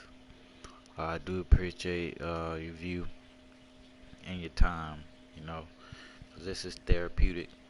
You know, this is like drinking black coffee, you know, to wake you straight up. We all sleep in the world of, in this land of Babylon we live in. Wake up, get to the promised land. Wake your family up. Wake people you know up. Wake them up. Get to the promised land. Flee. Don't get caught up in the wrath of the modern day Sodom and Gomorrah. All praise be to the Most High. Get back to this audio.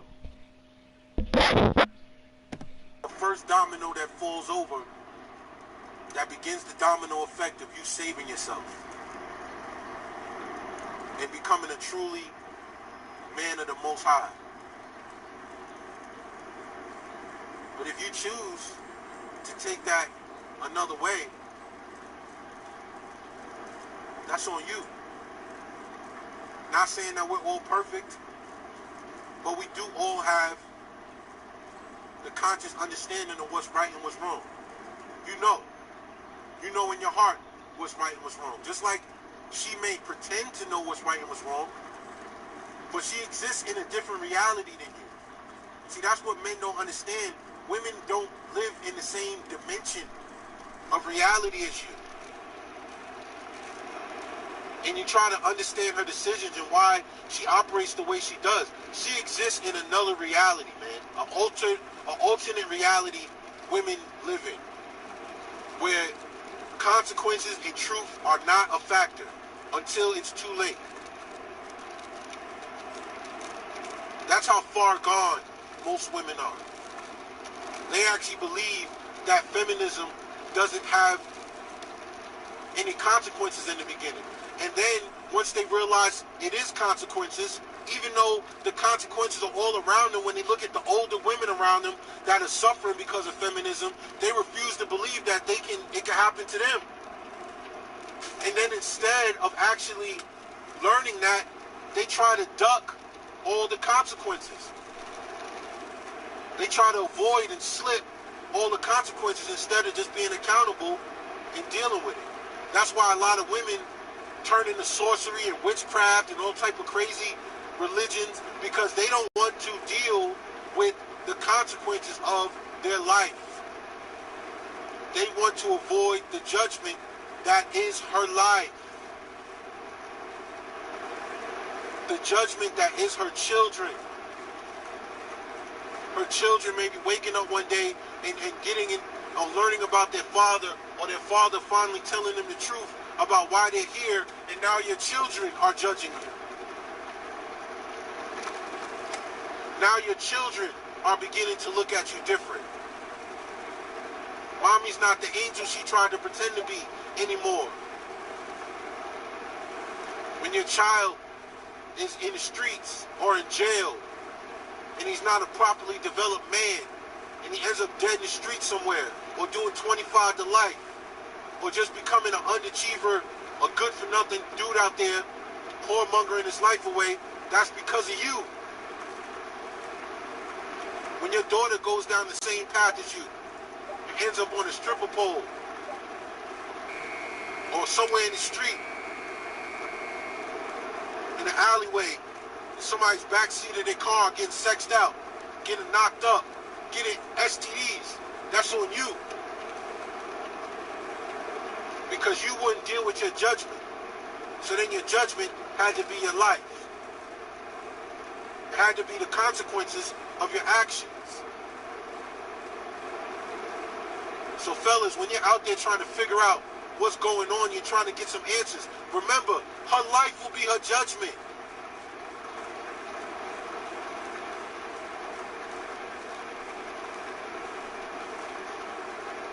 One day, she's going to grow old and she's going to pass from this world. She's going to have to deal with the judgment of her actions. Period. So while she's here, in the world that Satan runs, living the good old life of no consequences and no judgment and no shame, that's fine. But when all this comes crumbling down, there will be a judgment upon you. And you're going to look to your men to give you a pass. And they're not. And you're going to regret the way you chose to live your life. The way you chose to be a deceiver and a liar. And a harlot. And a manipulator. And you're going to hate the results of that. Because regardless of what you think, there's no escaping your judgment, woman. There's nothing you can do about it. One day it is going to come. Women hitting the wall is another one of their judgments when their beauty fades away from all the drinking and drugging and the promiscuous living. They're going to look up one day and they're going to look old. They're going to feel old. They're going to get cervical cancer or breast cancer or some crazy shit like that. And they're going to wonder why. After she's been with countless men and had all these abortion operations, now she got cervical cancer. And she's wondering why. These are all judgments. I'm sorry.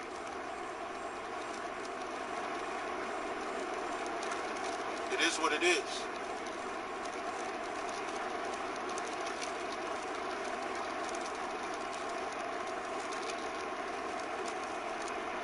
And as men,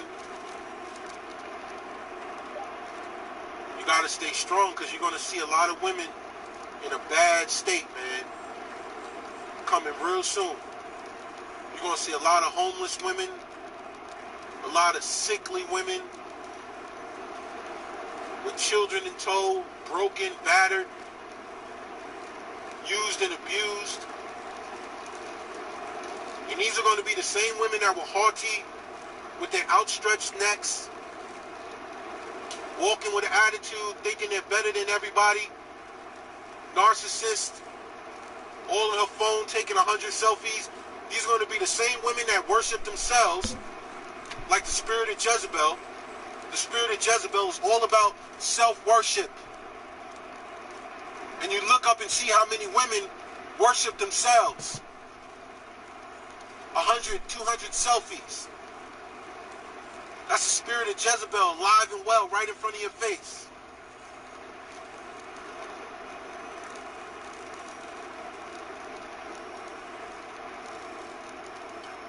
You're going to see these same women, old, beaten, wrinkled, sickly.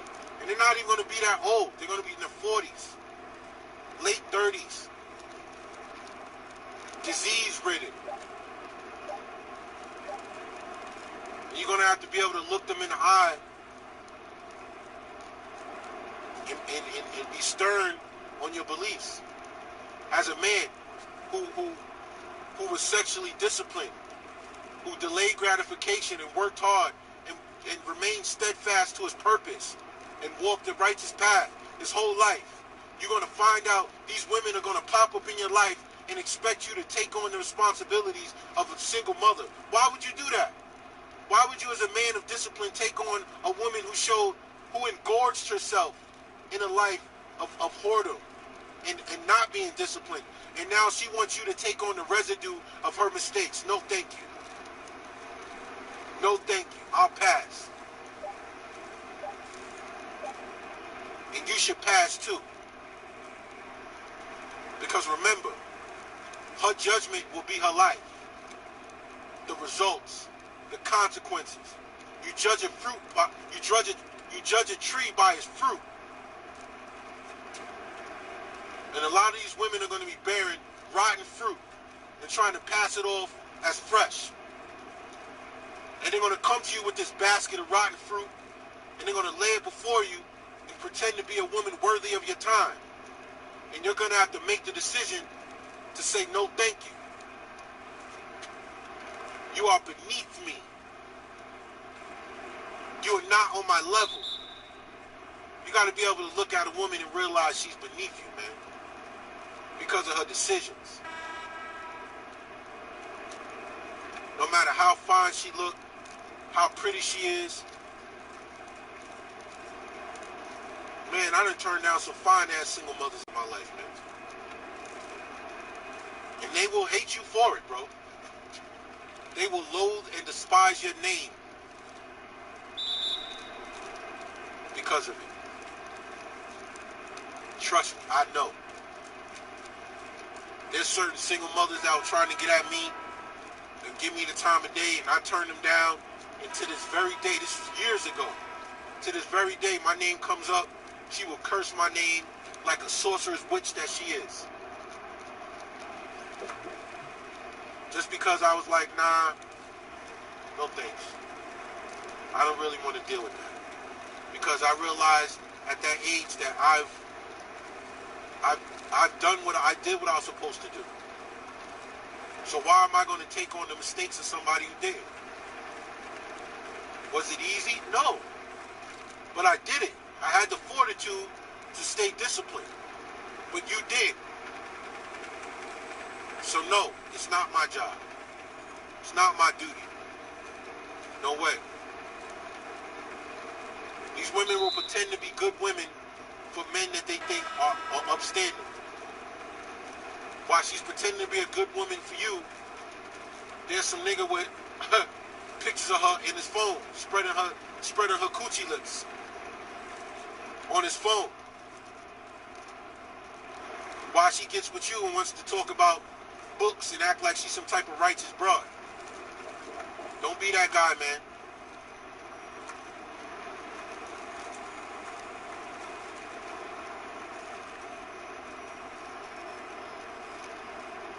I've been on both ends of that sword. And I'm telling you, these women are chameleons. They will shapeshift right before your eyes. From man to man. That's why they gather up so many men for trial and error. And they will act different and shapeshift for each man. Because her biological imperative is to get knocked up and fucked by somebody. And it will run her ragged if she lets it. Until she goes through menopause and all that shit finally calms down. And guess what? That doesn't happen until she's damn near 40-something. So you might as well just understand that every woman between 15 and 35, 40, 39 is driven by these imperatives until it damn near ruins her life. And she'll ride that train until that shit goes smack into a wall. All you gotta do is know not to ride that train too long and get the fuck off. Ride it for a stop or two, get off, or don't ride it at all.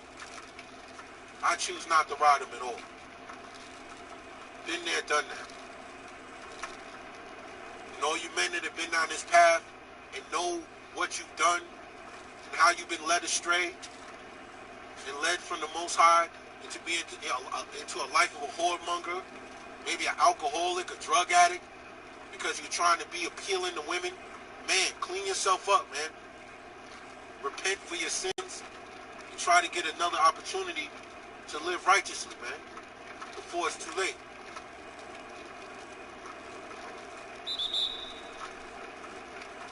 We're not trying to create a whole new generation of whoremongers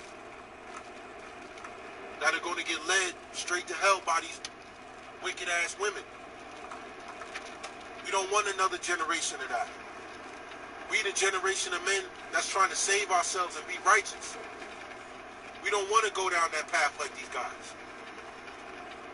These old, washed up, lame ass niggas you hear 40, 50, 60 years old running around here still chasing pussy. Even though it done ruined their fucking life. These old pathetic ass spending money on pussy, on raggedy, dirty ass old broads. You know these old clowns you see, you know, in the hood, all around in the club. Old simp ass motherfuckers, man. We ain't a part of that cloth, man. Y'all niggas dropped the ball. I don't respect none of y'all. Y'all ain't my OG. I don't care what none of y'all say. You ain't my OG, dog. All y'all old fake players, man. Niggas washed up, man. Women done ruined your fucking life. And you still out there chasing ass. At 49, 50, 60 years old. Ain't got shit for yourself. Ain't earned nothing. Ain't built nothing for yourself. All you guys are a bunch of kids scattered around that don't respect your ass. Still looking for some old ass washed up broad to lay up with. And your punk ass son is just like you. Your punk ass sons is just like your ass. I don't want nothing to do with them type of niggas, man.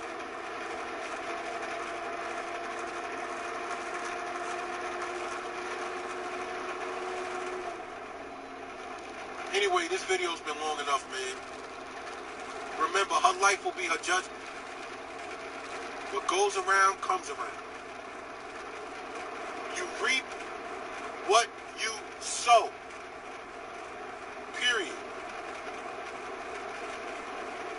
So all you gotta do is keep your eyes open try your very best to follow the laws, statutes, and commandments. I know it's hard. I know it's difficult. It's a lot. I'm still learning. I'm still gathering information and trying to be the best I can be. And it's hard, man. It's difficult. Especially in today's world where wickedness is on every corner, everywhere you look. So you got to be extra strong. You know? It's hard, man. But you got to be a mastermind, man. You got to be careful about the people you allow in your cipher. I don't care how old they are or how long you've known them. If you're on a righteous path and ain't nobody around you on a righteous path, then it's best you be by yourself. Until you meet some other people who are on that same path as you, where they can help you and give you wisdom. Shout out to Black Ram. Shout out to my brother Reg. Shout out to Villain Von Doom. You know what I'm saying? Shout out to all the brothers in the manosphere who are trying to walk a higher path. You understand? Not trying to be another generation of whoremongering bastard makers. And those men who've been down that path who are trying to correct their path and learn from their mistakes, because nobody taught us how to avoid these pitfalls. We were trained and indoctrinated to be easy prey for these women. And a lot of brothers know they got a guy out there, they got caught up, and they say, all right, you got that one, never again. Those are the brothers in the manosphere that I can respect. Not the ones that get caught up and got to do it again 5, 6, 7, 8, 9 times. You still don't learn from your mistakes, man. As I pass another Planned Parenthood.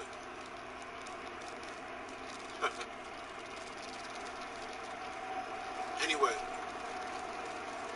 I just want to end this video with Shalom for all my brothers. All praise is due to the Most High, Yahweh, in the name of Yahweh Shai. I want you brothers to stay on point, stay vigilant. Anybody who's listened to the video, share your comments. Anybody want to subscribe, go ahead and subscribe. Anybody want to donate, the link will be available. And it's all very much appreciated. I hope you brothers be safe, be well, enjoy the rest of the week. And until the next time, cover your six. Peace.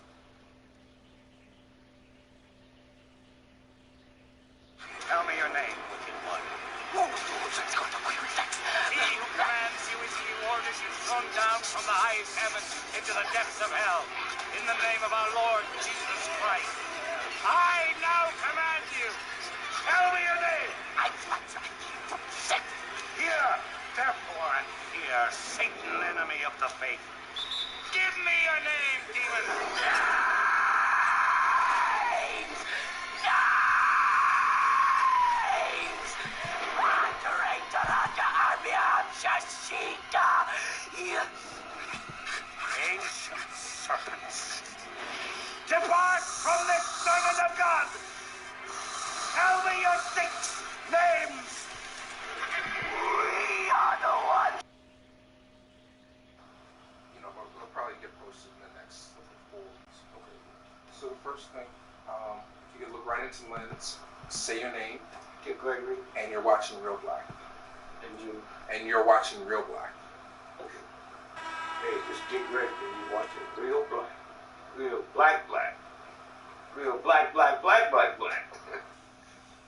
It's an honor to have you on the show. Thank you for doing this, agreeing to do this. We've had so many great people on, and I've always wanted to meet you. So thank you. The first thing, we're talking about black film. Like we talked to a lot of people about their opinions on black film and the current state of black cinema. How would you define, what is your definition of black film? Just what you said, black film. Black film, only thing I would change is black film in a white racist system. Okay, because? And the blackest film that's ever been made was made by a white boy. Tarantino. Django Unchained. Never been nothing like that. You really like that one? I went 46 times to see it. Well, why do you say it's the blackest black film? Because it was a story of a black man and a black woman, a love story, and it wasn't no fucking, no drinking, no cussing. Never have that ever happened in the history of Hollywood. Never. No sex. And it's a real story. See, it probably couldn't have ran if we knew that Jamie Foxx played the role of the first person who died at Harper's Ferry with John Brown. He went there with 26 people, 5 black, in Dangerfield, Newbie. Was the first person. They found a letter in his pocket.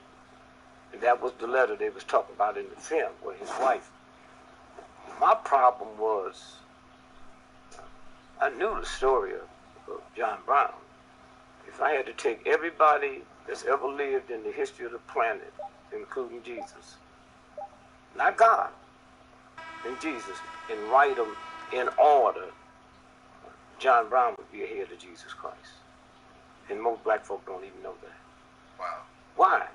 Jesus came here to die for our sins. Okay? John Brown didn't come here to die for our sins. He was a white man that somewhere a conscience was there. And think about John Brown, the greatest movement in the history of the planet was a group of white folks, abolitionists, especially up in Boston way, abolition. Now, they didn't get paid. They was talking about freeing black folks, and there was no bounty on how many black folks you can free. And the reason John Brown is my hero, I would die. You got to go a long ways to get blacker than me. He took his 2 sons with him. 2 sons with him. I'm not taking my grandchildren with me. And if it was back when my youngsters, my children was going, I wouldn't take them with me. He did. A white man. Now, are you and drawing... if it not been for him, we wouldn't be here now. I mean, America. It was that raid on Harper's Ferry that tipped off the Civil War. Now, but Django got a lot of criticism for the use of the N-word. Let me tell you something about black folks. Did you see the Abraham Lincoln movie? You see how many times they used nigger? Nobody criticized that. Huh? Did you see The Butler? Nobody criticized that. Okay? It's a game they play. That's what I said in the beginning. Black movies in racist Hollywood. I mean, think about that. Here's a white man put a movie together where Jamie Foxx and that white boy was blowing white folks' head off, and they showed the blood splatting on the wall. That's why I said I went to see it. I don't give a damn what it did for anybody else. I know what it did. All my life I've been to movies. Before there was television. Man, I sit there and cried when I saw Jamie Foxx right in town. Why? I've only seen white boys in cowboy movies. They didn't even have black buckwheats in cowboy movies. That was all white. And they fouled me up so bad I'd go to a cowboy movie and pull for the cowboy over the Indian, okay? And so I'm sitting there and watch Jamie Foxx and this white boy stroll into town. And when that white woman said, "A nigger on a horse," and then they rolled up, got off the horse, and tied the horse there to the stall. Wow. I said, thank you, thank you, thank you. So, I mean, you've been in this game for a minute. Like, how do you think it's changed, or has it changed, as long as you've seen it, black films, black filmmaking? Well, I don't get into any black films. You know, it's black folks in film, but they're not black folks in film. We accepted black film without any restrictions, because the movies was the most powerful thing in the history of the planet. Why? Because you could make a mistake and correct it. You took your camera out there to a fire and you missed it, you can't. But you could correct it. You could slant it any way you wanted it to go. And so, how do I not treat myself to the most powerful thing in the world? And so, and I didn't care who you was, just a black face. Probably one of the biggest money makers, not now, at that time was Stephen Fetchit. Most folk don't know that. I mean, more money than white folks made. Why? Because when white folks looked at him, he was strengthening their stereotype. And when I looked at him, I just saw a black person. See, it didn't bother me because I knew that black doctors as a boy. It's in the family. Black school teachers, black principals. White folks never had a balance at all. They saw him. And plus, you know, what a good actor he is, he was probably the #1 pimp in the history of America. So for him to come from that role, had a stable of nothing but white women in L.A. and had 43 Bentleys. So you got to understand what kind of actor he was when he can take that character off and say, how's the boss? Whatever y'all need, huh? Oh, did you ever get a chance to meet him or any of your early, those guys that who were forced to play those stereotypes? No, they weren't forced. We don't give them no break, man. Huh? So a whole lot of women would starve to death before they would sell pussy to feed their children. They would believe death is better. So we always want to come up and pick up some slack. Soldiers going to war, huh? To kill folks you don't even know and come back and they shoot your mom in the back of the head and you ain't gonna go get no gun. No. See, that's the beautiful thing now. There's a new mindset coming through that ain't gonna tolerate none of that crap that they told us at all. My mother, if she was alive today, she'd call the police on me, most of the shit I be saying. Why? My mother raised 6 of us by herself. 2 weeks after New Year's, she did other jobs so she could raise money that we would have a good Christmas. And they told me a white boy brought it to me. There's no excuse for that, even if it was my mama. Huh? None whatsoever. Can you imagine a Jew bringing toys and stuff to their children and telling them Hitler and the Nazis brought them? That's, see, the most ignorant, stupid things that ever happened to me. Everything I was doing bad, the Ku Klux Klan did, I got it from my mama at home. At home. So you talk about this new crop of people. I mean, from your perspective, what do you think is the current state of black film today? Well, see, I don't see that many films. And there's not that many black films to judge from, you know.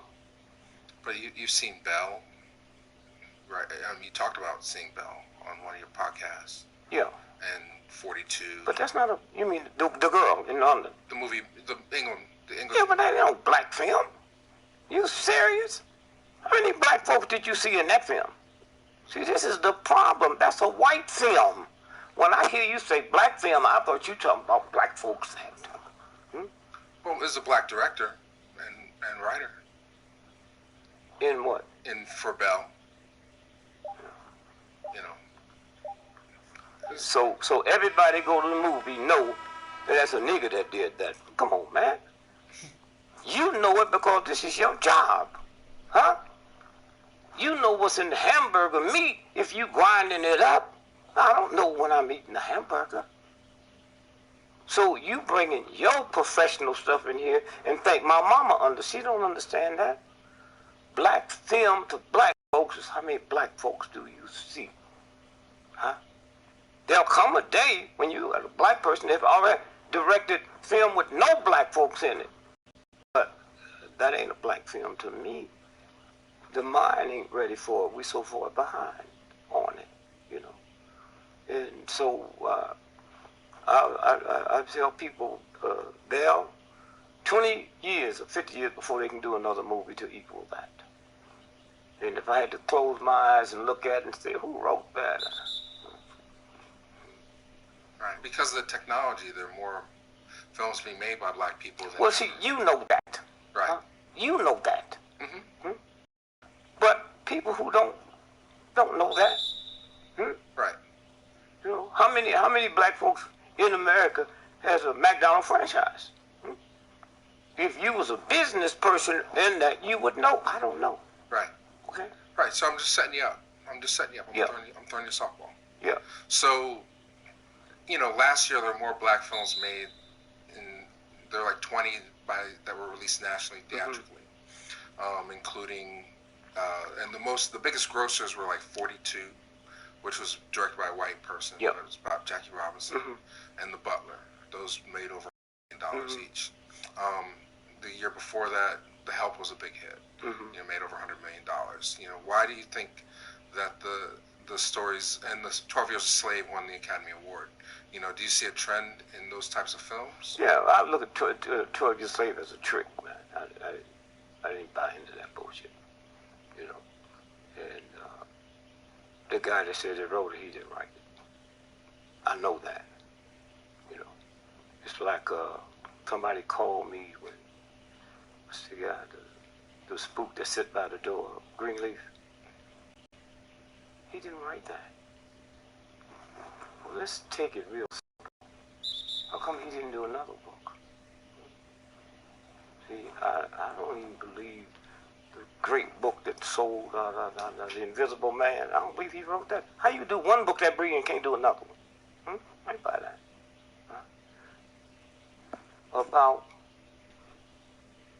45 years ago, I was in Paris. My phone rings. Dick Gregory, so-and-so. Got something you need to see. Can we come up? No, I'll come down. I'll come down. Give me a script. See, we'd like to leave this with you. Come back tomorrow and see what you think of it. I don't read nothing overnight for nobody. I started reading this, and I couldn't stop. It was called The Nigger That Sit by the Door. And I said, wow, man, what a... Whew. This is yours. Is this some kind of trick? I put it out. And then somebody comes and he didn't write. No. So, oh, no, that's yours. I said, well, let me tell you, I like this so well. Let me read through it, and if I can make enough changes in it that I can feel that it's mine without changing it, then I never call them back or talk back, and the next thing I know, I see this piece of shit coming out. In the real one, those were white folks getting killed. In this one, it's in Chicago, and black folks killing black cops. So they called me, said he died, and I know, not me. I thought he was dead. Right. So, but in terms of, there's like the most successful black films, you know, from my perspective, they tend to treat racism as if it were something that happened in the past. You know, like The Help or 42, like racism, prejudice was something that was conquered in the 50s and 60s. You know, why do you think these types of movies get all the money or make hundreds of millions, whereas we don't know if they're making money or not. Let me tell you, if they take a book of yours and want to make it a bestseller, they buy thousands of copies and throw them in the ocean. And that week you come up on the New York Times bestseller. I don't find all that bullshit, man.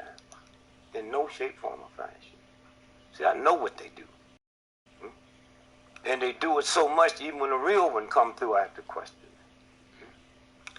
So, I mean, do you think of film as a form of social programming, or? It's always been. Okay. Always been. Right. So let's go back then. You talked about how when you were growing up watching. Well, let me ask you something. Sure. Did you see the movie The Wizard of Oz? Mm-hmm. Go back and see it again. That's about the Kansas City First National, Kansas City Federal Reserve. That's what that's about. Did you see the movie King Kong? Mm-hmm. That's about Jack Johnson and the white women. What's a gorilla doing in New York? Ain't no trees, and Lord knows it ain't no bananas. What's there?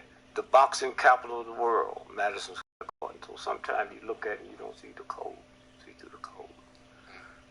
The other side of midnight is about Kennedy did not die in Dallas. He was a vegetable. Okay? And then if you look at the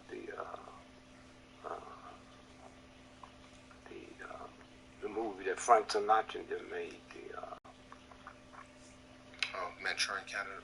Yeah. Now, when that came out, before Kennedy was hit, and they realized, the big boys, that they paid Sinatra and them hundreds of millions of dollars to pull that off the market for X amount of years. Now they know it's getting ready to come back on, so Denzel Washington, he don't know, he's just an actor. He don't know nothing. Brilliant actor. That's all I expect out of him. So when Denzel Washington did the Manchurian Candidate, it was different. So all the young folks is born that saw the Manchurian Candidate, they didn't see the real one.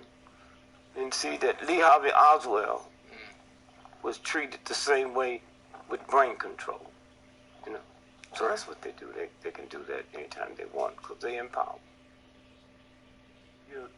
What's dangerous is when the universe pick you and you put on the magic glasses. There's rules that go with them. You can never take them off.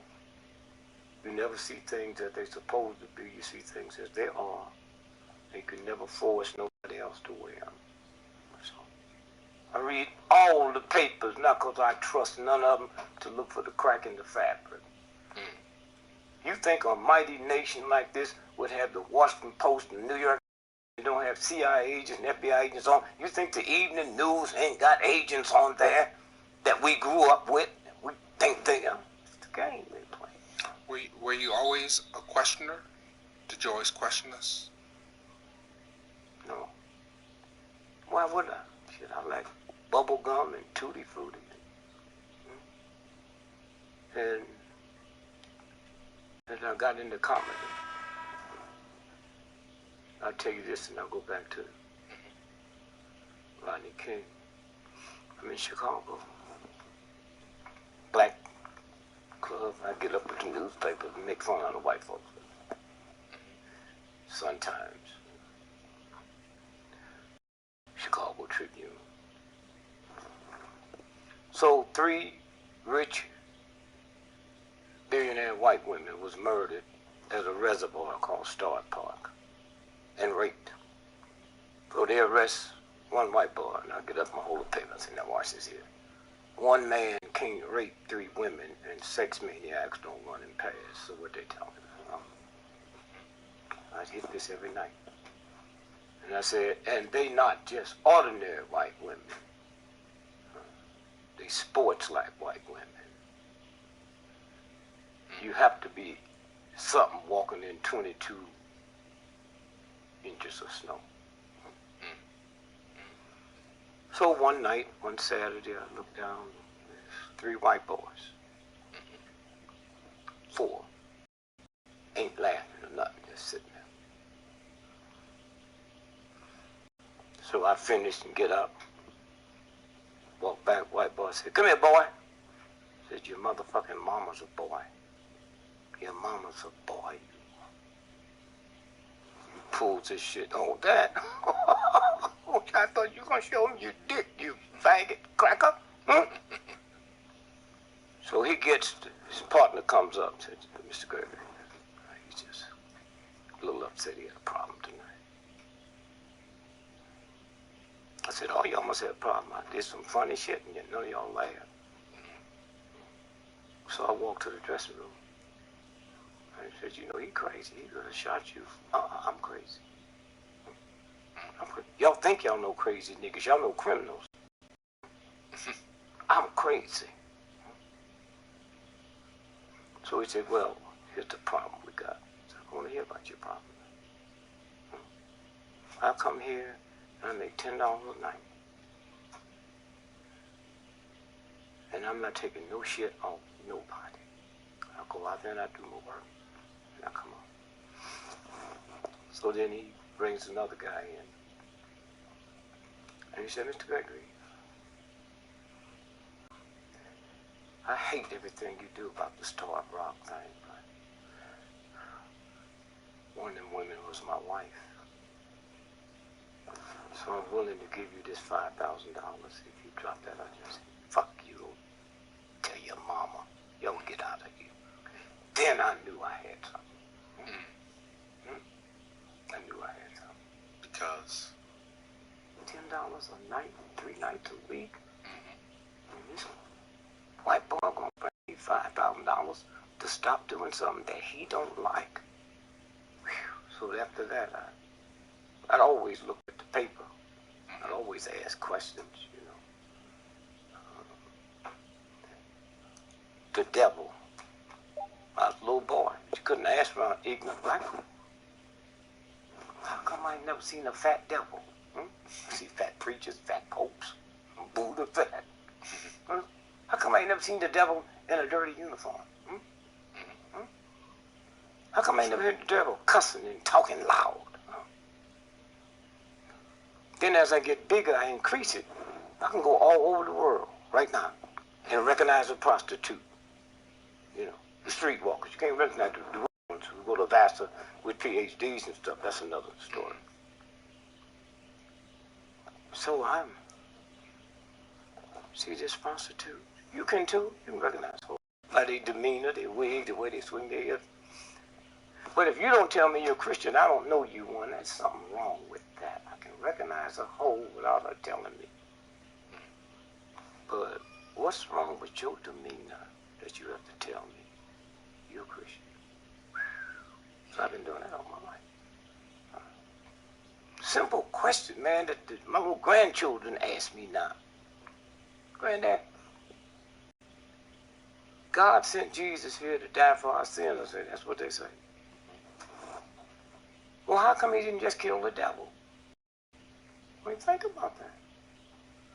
If the devil is making us do that, and it ain't but one devil, kill him. Why send your son? And then when I heard what Jesus said on the cross that last day, Father, Father, why have you forsaken me? Don't that sound like a nigga trying to get away? Right. That's all you have to do is just, and that's all I did, was just sit. And ask, I couldn't ask too many questions around the old folks. Because their ignorance, there was no room for that. And I can understand that. If the three of us was at a conference 120 years ago, and we say one day horses would be obsolete, they wouldn't even examine to take us back to a mental hospital. Because that's all we've had for thousands of years is horses, and there's no room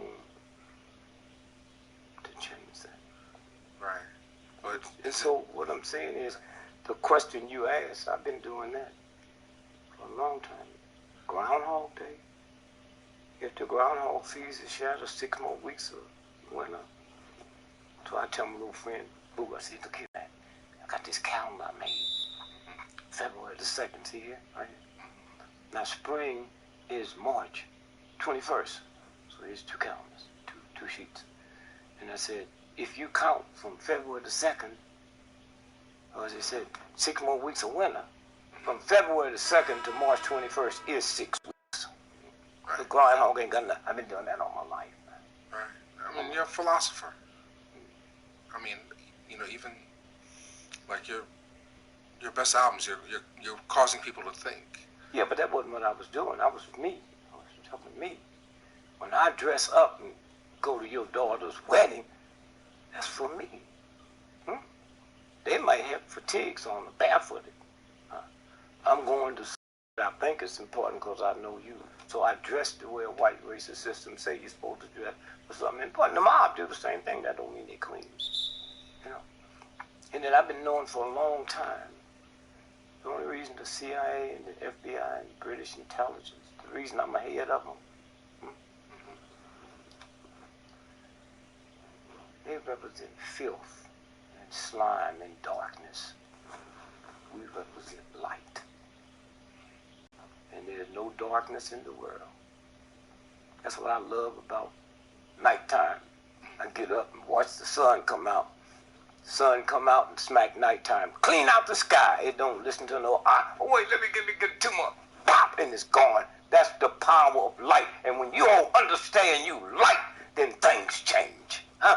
They got niggas believing they dark.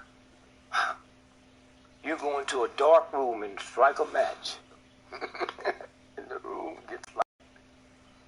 If you walked in this room today and it was 10 million cockroaches in here, and 300 rats, you can't shoot them. You turn the light on, and they will leave. That's the role of darkness. But when light gets scared of darkness, then you violate the universe. You violate the universe. So that's your job? No, I don't look at it as my job. I just get up and do it. That's me. You know? Then I'm willing to die for it. So when I hit big and made more money than anybody was making in entertainment, it wasn't for my wife and family. It wasn't for them. It was for black folks. Why? Why black folks? When I started off in comedy, little bitty old ratty nightclubs, black folk come in. That's all I had. They listened to me when I wasn't funny, and when they got through listening, not so funny, they pushed me all the way downtown where they couldn't afford to come see me, so I got to go back. I have to go back. That's why I'm always listed in the phone book, don't have no bodyguards. And so this is the game. And so when you sit and you see that, don't need to be validated by nobody. It was a last time. Black publication, Dick Gregory was listed with the top 100 black folk. Never. But here's a book out that says 1,100 people who made America. This is a game. And once you get tied up in the game. So what's your legacy? How would you like to be remembered? I don't see you keep preaching back to that bullshit. Okay. I know who I am. And if I voted for myself, something on the tombstone be simple. He had no hidden agenda. I don't care what nobody think about me. Can you imagine if a welfare mother told Rockefeller he broke, if he reacted to it, I'd take my money out to Chase Manhattan Bank? Anybody that come to defame me is either the government or crazy. When I need you to define me, I'm in trouble. This is a game. First of all, great team win tonight. Why'd you get me? We trusted each other and we valued every possession, and that helped us come out on top. That's right. Black woman, but defensively, what did you focus on? Well, you know, Coach does a great job preparing us every game. Even if it's not back-to-back, there's not usually a lot of time. So we had an idea of what sets they wanted to run, where their best players like to get their shots off, that sort of thing. And if they deny their first option, that goes a long way. You can't even sell out a little bit to do it because, like I always say, the NBA is a pick-your-poison league. And thankfully, we have one of the best coaching staffs in the league, and that makes sure that we're solid every game. Yeah, thank goodness. There's no black man at home. Yes, thank you. But if I go to war and get killed, let's take some questions. They never say that's going to affect my children. Ain't that funny? As long as I'm... Okay, so what adjustments does this folks, team need to make to if go I deep just in the walk off from postseason? her, oh, the baby's going to be... Oh, the baby's going to... Come on, y'all.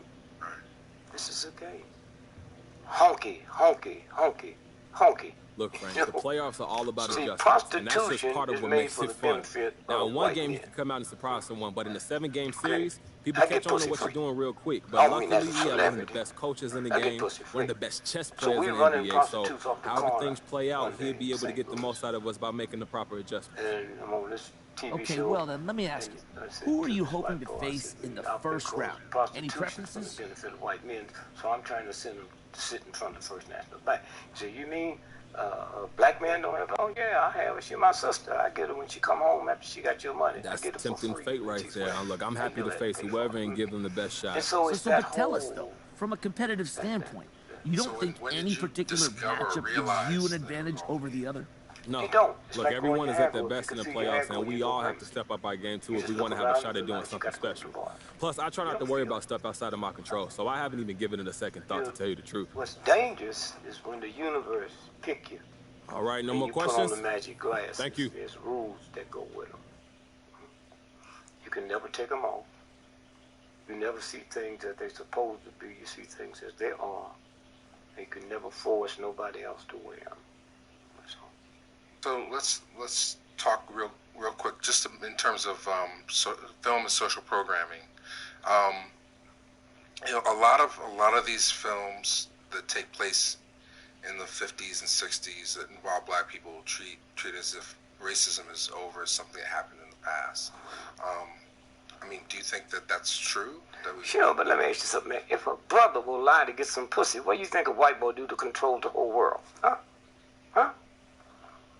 That's like sitting here complaining about Hitler and the Nazis. They was doing that long before Hitler came along. And we missed what they was saying. He said he's going to make a perfect race. He was talking about Germans.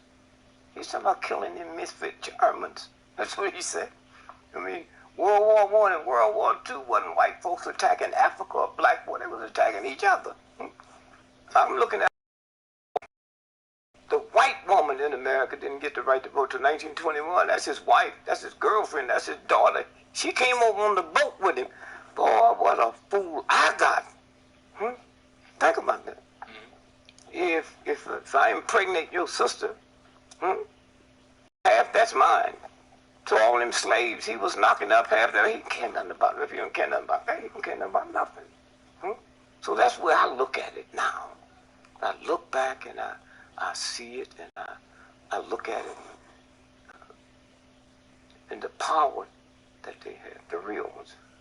I told the audience last night, if ever I took over America, I'd make you black folks apologize to white folks because you mad at the wrong white folks. The white folks you mad at couldn't help you if they liked you. If the Ku Klux Klan would have done this year what the Supreme Court did, was mess with the voting, have I? We'd be still complaining. Powerful white folks do it. Don't say a word. You know, we're really stupid enough to believe that the Ku Klux Klan, a bunch of ignorant, redneck crackers that can't read or write, determines public policy. The Tea Party, do you think the white businessmen in America is the most powerful, cruel, evil, most of them, on the planet? You think they would let the Tea Party shut this government down if they didn't want it? What are the politics in Hollywood? Whatever the people who run the world want, that's what the politics are. Okay. They glamorize war. Man, I couldn't wait to get to the war. Wasn't no TV. It's a woman thing. Every Hollywood movie you saw, a woman, man. A woman. John Wayne died. Before he died, he tell his friend to tell Betsy I love her. Then we get TV in the 50s in Vietnam, and I'm listening to the news, they calling for mama. Mama, oh, mama, come. And that's why they can't get a military together, because the children saw it. And war ain't glamorous. War is not Hollywood. That's what they do. They throw that whole piece there. The whole piece there. All right. Let's bring it back to Django real quick, because we have the sound. We have a sound problem there. Like you said, that was the first time you saw a hero that you could relate to in Western. No, only white folks was my hero, man. When Martin Luther King came through talking about John Wayne was my hero, man. John Wayne said, you got a gun, and they got a gun, and you right and they wrong, kill them. That was my hero. That sounded good to me. Then King come by and said, don't kill me. Oh, King, you're King too late, man. I'll go with you, but don't tell me. And then when I got to see that movement, see it, old folks, young folks, with no fear, remember this one brother, they kept beating and stomping, and he wouldn't get up till he got his hat, man. His hat back on.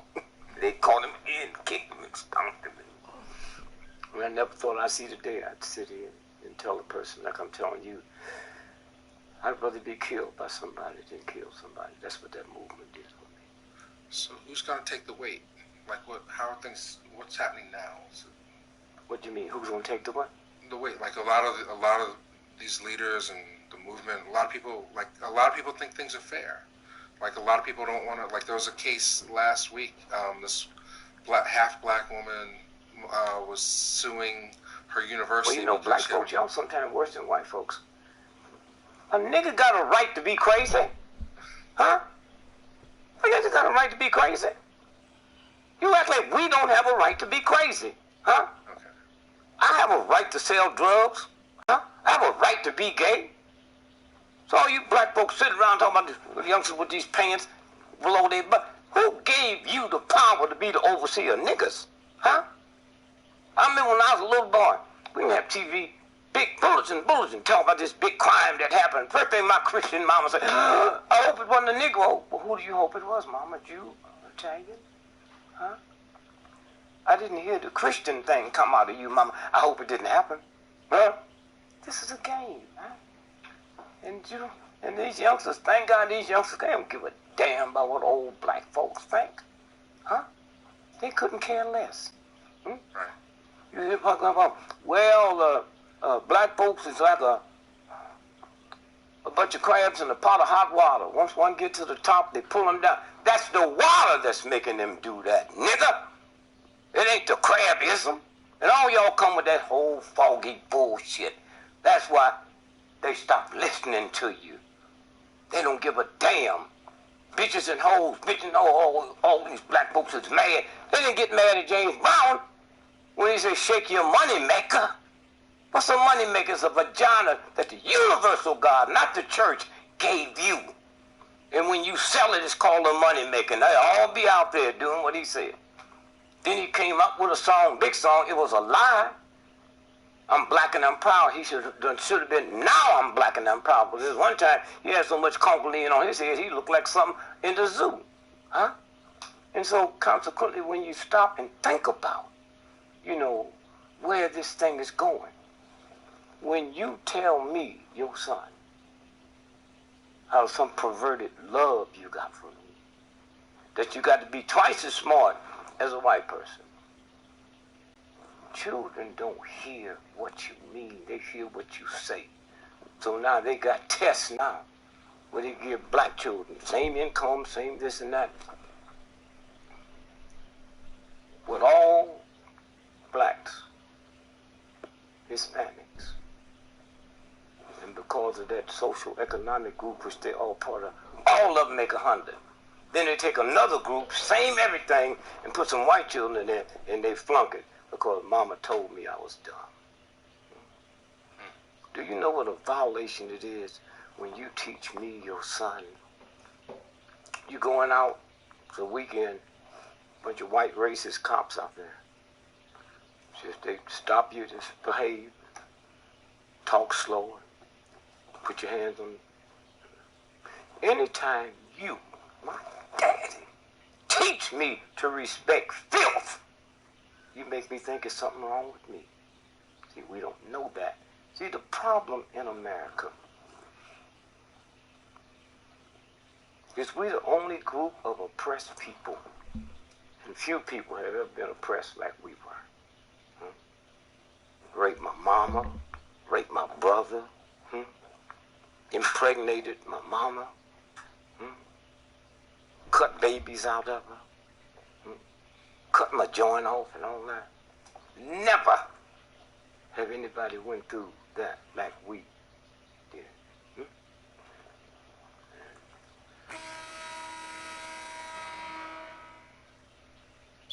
And so now we opt for education over liberation.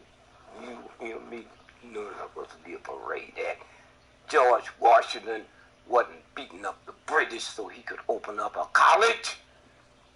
He didn't say, give me education, he said, give me liberty or give me death. Right now, you and him can be worth 40 PhDs, y'all leave here to go back to Philly, driving your Rolls Royce, and you hear a siren. And you squeeze the steering wheel. You didn't have nothing to do with it. It's in your genes. Huh? It's in your fucking genes, man.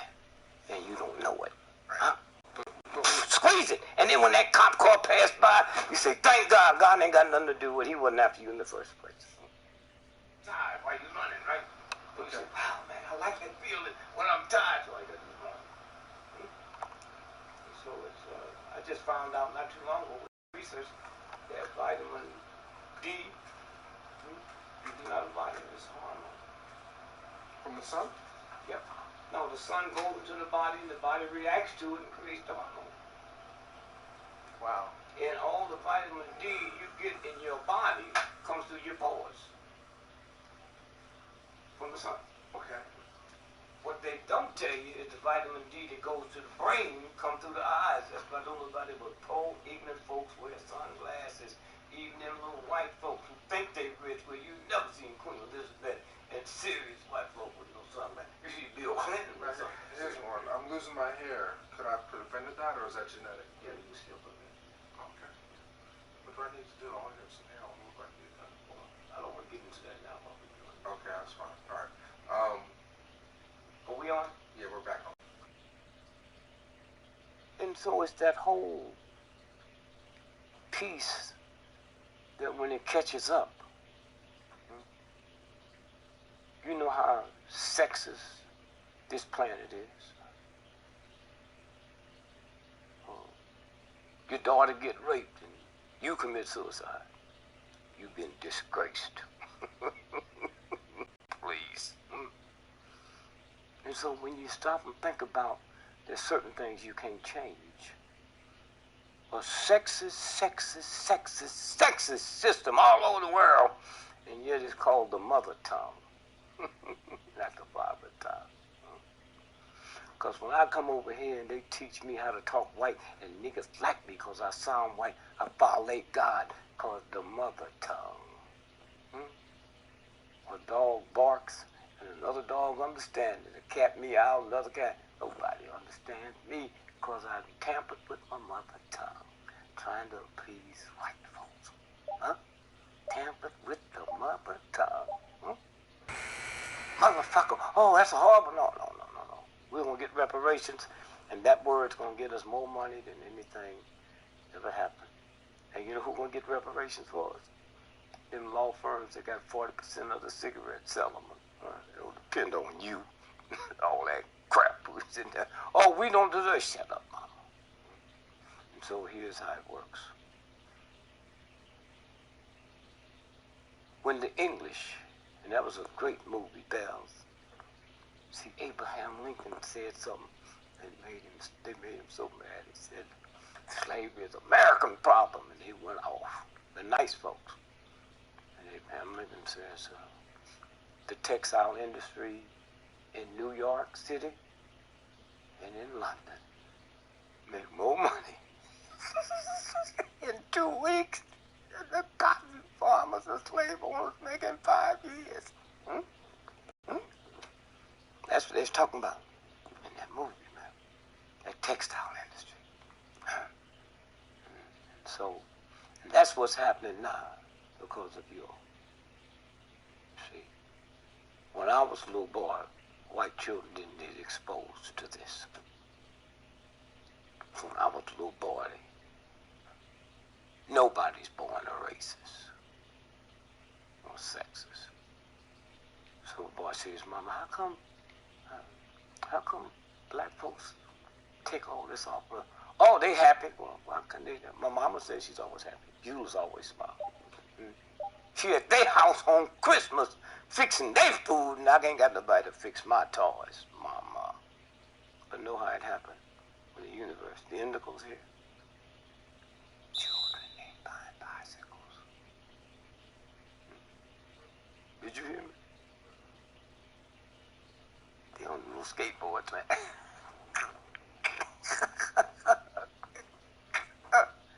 It just leaves and you don't even see it. Leaves, you don't even see it. And so, when you stop and think about where this peace is. And the universal God don't have to tell you if you don't know it. And the black woman, her hurricanes. And in the women's movement, they said, well, you take something this bad and name it after women, so they throw men at it. You can't help them. Black runaway slaves invented hockey in Canada. See who I am? Invented it. Then a guy named Milton Stanley said, let's look at this here. Now it's called the Stanley Cup. How can y'all handle ice? Oh, this is 2 Olympics back. Jamaica's won the bobsled. They ain't got no snow. Somebody figured out the way you win the bobsled is when you running. You pick up that momentum when you get on there. Ice ain't got nothing to do with it. That centrifugal force. That's when they learn how to run and jump on the sled. And white folk couldn't handle them. So when a white boy, prostitution was always in the Negro neighborhood. For him. So none of his friends could see him. The mayor could come down from Chicago to 30 miles, 40 miles away. I knew who they were. So they'd pull up in front of your house. Your mama ran. And honk the horn. And y'all would come out. So they know they're safe and take them in park. That's where the word honky came from. Okay. All right. So when the Europeans said there'd be no more see what I like about old white Christians, that's why I get my information from. They get old and aching and they want to go to heaven, so they try to purify stuff. Old white Christians come and talk to me. I'm going to heaven. And so, in certain parts of Europe, if you was born a billionaire, you still get a check when you get 18 years old. That's that slavery money. It's like going to outer space. Once you get out there, you can't never come back. It just keeps coming and coming and coming and coming and coming. And so, they said to America, you know, we're trying to get to heaven. They said to us, no more slaves. We saw it in the movie. No more slaves. They didn't need the money, got all the money. So Americans, you know, what we gonna do? What we do? We got these slaves. We can't have no more. They don't know. How we gonna do it? Just don't worry about it. So he made me, 14 years old, put a sack on my head and have sex. Fuck my mama. And he's so dumb he didn't know mom knew that was me. But she couldn't do nothing because she didn't want him to get mad and start killing the slaves. Remember the story when God wanted to save the Jews? He told them to put one on the door. Amor. You tell me God didn't know where the Jews was? What kind of God y'all talking about? Ooh, man, y'all scared shit out of me. You mean God who put the whole universe here didn't know it's a Jew in that house? You got to pray to God and tell God your rent due. Any God that didn't know your rent was due ain't God. Are you crazy? Made everything, but didn't know your rent due. See what that tough to do when they get in there. And so, I had to screw my mama, man. That's where the word motherfucker comes from. And then white boy shit. That's why they hated the word until they got around black folks and realized that's his motherfucking pair of glasses. And that's when he knew I didn't know. His jeans knew.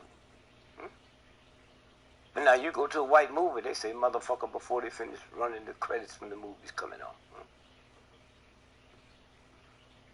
What he didn't know is if I impregnate my first cousin, there's a 98% that the baby be born deformed. So what do you think happened when I started fucking my mama? So all the deformed babies started coming down the chute. He didn't know, he ignorant, he don't know what it was. See, we blamed all that on women. That was what sexism did. See, we just thought there's nothing, we didn't know there was a seed in her. They didn't know that till the medical people found out in 1750. We just thought she was the incubator. You know, we make the biscuits and take it by Mary's house and put it in her oven. That's what they thought. So the white boy said, well, here's how we get around it. All these old ignorant white boys that can't afford slaves, we sell them to them. Hey, come here, Willie. There's some of these niggas here. Well, you know, I got no money, boss. No white man can call themselves white without owning some niggas, so we gonna sell you these crippled ones, but you got to buy 12 of them. Now you see where the fucking dozens come from, and it's about your mama, and nobody on this planet played a dozen except black men in America and in the Caribbean. So what the fuck y'all know? Huh? The dozens, huh? And that's where the reparations money gonna come. Because these youngsters coming up now under y'all influence will be outraged when they find this out. And they're going to open up the floodgates when they get through. Even Africa's going to get a piece. That's where it's going. That's where it's going. That's this. Well, that's true. Ain't no hope. I don't deal with fucking hope, man. Hope. Hope you going to pay your goddamn rent. Hope your car work. Come on, man, ain't no but bullshit. No, I'm just saying. I think a lot of black people are being brainwashed. It ain't got nothing to do with them. Okay. And here, if you say I'd like to go to Paris this year, but I can't afford, you just told 75 trillion cells to see to you don't get to Paris, huh? That's who you are. And when you find that out, huh? When you find that out, when they told me I had the worst cancer you can find. Huh? I told my son, Doc, I said, don't show that to your mother, till after your sister get married. Then I gave her the report. How could they do this? I said, Bill, you better get out of here. You think I'm leaving this pussy here for your high school sweetheart? You out your mind. I ain't going nowhere. I know I'm not going nowhere. If you hope don't work. You've never heard no rich, powerful motherfucker say hope. Hope I'll win the war, but a fool. The real folks know they're going to win the war before they start, except they don't count in the universe. Universe. There's no such thing as hope. Hope. And so what happens is, the black woman, hurricanes. That's the black woman. That's her spirit. White folk know that. The real ones, and we don't. All hurricanes start at the exact spot in West Africa where the slaves was put on the ship. Not almost the right area where slaves was put on the ship. That's where hurricanes start. They stay underwater and follow the same route the slave ship followed. No slave was offloaded the ship till it got to the Caribbean. No hurricane jumps above water till it get to the Caribbean. Hit this country and come all the way up the East Coast to Maine. Maine is as close to Canada as you ought to meet. Canada never had a hurricane because Canada never messed with a sister like America has. It get there, turns north and go back out. That's who you are. You think this goddamn Cam and that little chump shit you got gonna change? That ain't changing nothing. You already there. Huh? And we come in with this bullshit. Think we know something. Knowing something in a white racist system that would kill God if they could. What prestige is that? Final thoughts. Well, when I sit and think about the civil rights movement, the 50th anniversary, I was there 2 weeks ago at Freedom, Mississippi Summer. on the plane on the way to Jackson, Mississippi. I was with one of my daughters. And I was saying, you know, people who was 22 years old then, they be 72. People that's 30 be 80. We're going to see some old crippled folks. And they think about all the ones that's dead. So we get there. The plane land in Jackson. 12 black police chiefs is waiting for me. Take me to the hotel. And I told her, I said, I remember when I come to Jackson, it'd be white cops, FBI, CIA, waiting to figure out how they could kill me. What a blessing to come. I said, daughter, every time I came to Mississippi, I knew they were going to kill me. But I came anyway. I didn't worry about my family because I was in the military before I was married, before you was born. And when they called me, had I been married with a family, I'd have gone. So we put all this bullshit up to make like we worry about our families. I said, we here. What a blessing. I said, understand what that means, daughter. It means we took on the mightiest nation in the history of the planet that the whole world was scared of. And we didn't take no guns or no attitudes. And we won. We won.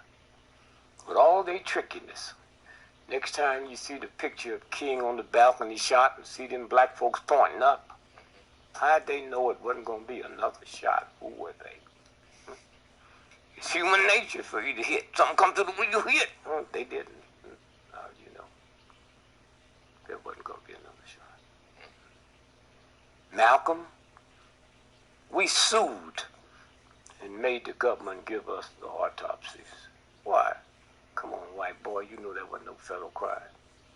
Now do I need to go and tell the world, y'all? See, you make deals. I need this information because I got to teach my mama, but I won't talk about it. What was important about Malcolm is them guys were shooting up. He was on the stage. All the bullets in Malcolm went down. They gave them thugs blanks. And that famous picture with the brothers giving him mouth to mouth. He's a New York undercover cop. He's so secret, his paycheck came from a utility company, not the police. He's CIA now. But see, you don't do mouth to mouth on the chest wound. You pull air bubbles to the lungs. So if you look at Malcolm's autopsy and James L. Ray's autopsy, Lee Harvey Oswald, they both died from the same thing, air bubbles to the lung. They've already decided they're going to shoot you in the chest. They got the woman sitting down. And so, never before in the history of the planet have they went after somebody and killed everybody. When they hit Jesus, they didn't mess with the disciples. Julius Caesar, they didn't mess with the legislator. We're the only people, man. They wiped them out one by one, ran them crazy, framed them. One by one by one by one. And we still surviving. Education is not power. Money is not power. It's information. That's what y'all get. Information is power. If I give you wrong information, you got bad power. I give you good information, you got good power. And you can't kill power. You know, it's like a soldier. Shoot one, the other pick up that flag. They don't pick up each other.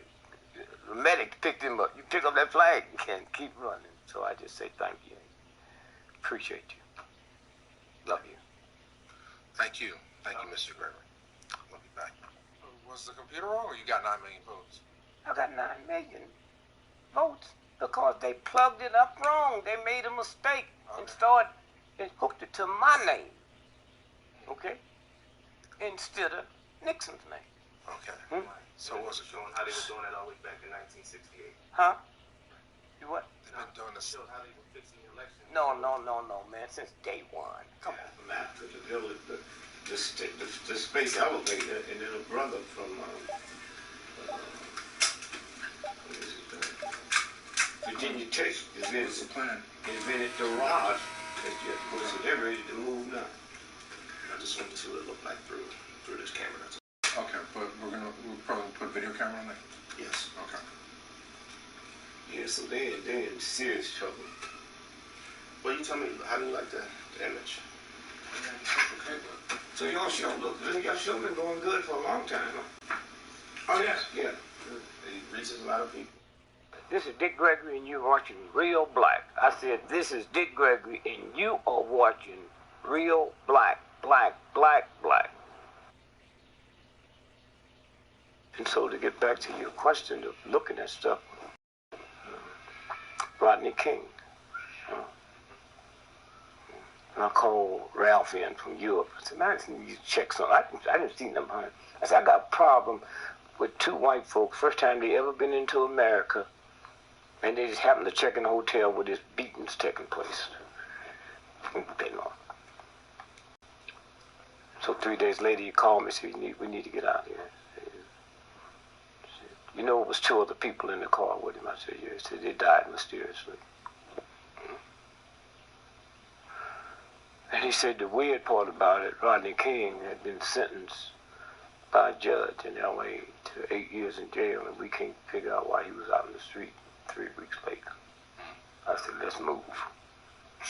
Let's move. And then I started seeing, we checked the two people. They're from Australia,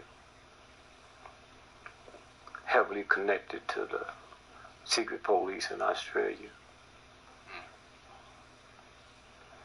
heavily connected to the CIA. How do you, with your camera, never been in a country before, film it, and then know to take it where 7 o'clock LA time is running all over the world? How do you know that? Yeah, but I mean, with the King thing, it was the verdict. It wasn't the tape. You're not hearing me. You're not hearing me. See, the problem is you trying to talk with your shit. You don't know nothing instead of listening. Huh? I'm listening. Okay? No. I get $40,000, man, and I dare motherfucker talk. You went to college. You didn't talk when the professor was talking. Okay, I apologize. Because you bring it. No, you don't apologize to me. I knew that when you come in here. I let you in because you just said New York Times. I don't let you in. I said anybody come in here, and normally I don't do these interviews. I do the bullshit shit you want to hear, and let you leave. Okay, I'm listening. I'm listening. You got me tuned in. I'm tuned in. Okay. So what was the question you just asked? No, my question was, like, the videotape, the existence of the videotape was the fuse, but what sparked it was the verdict. No, I know that more than you. Okay. Huh? I know that more than you. Okay. What they tell you, what they didn't tell you, is just read what paper that is so you can hear you on the camera. Okay. On the side. New York Times, May 10th, 1992. Okay. What's the headline say? Los Angeles police differ sharply with prosecutors on arrest totals. Now read the first sentence. Reflecting confusion that has characterized the city's response to violence. Okay, now go down to where you see I got that marked. Police officials said today... Slow, so my grandmother's listening. All right. Police officials said today they arrested 18,000 people from Wednesday night, April 29th, the day the riots began, through this morning, but prosecutors said that they could not account for as many as 10,000. That's arguing, stealing. You think it was something else. These ain't black folks talking. These are cops talking. And the prosecutor talking. Now read that sentence right after that and listen what Hahn says. We don't know where these people are. Wait a minute now, this is what I say. We don't know where these people are, said James K. Hahn, the Los Angeles city attorney.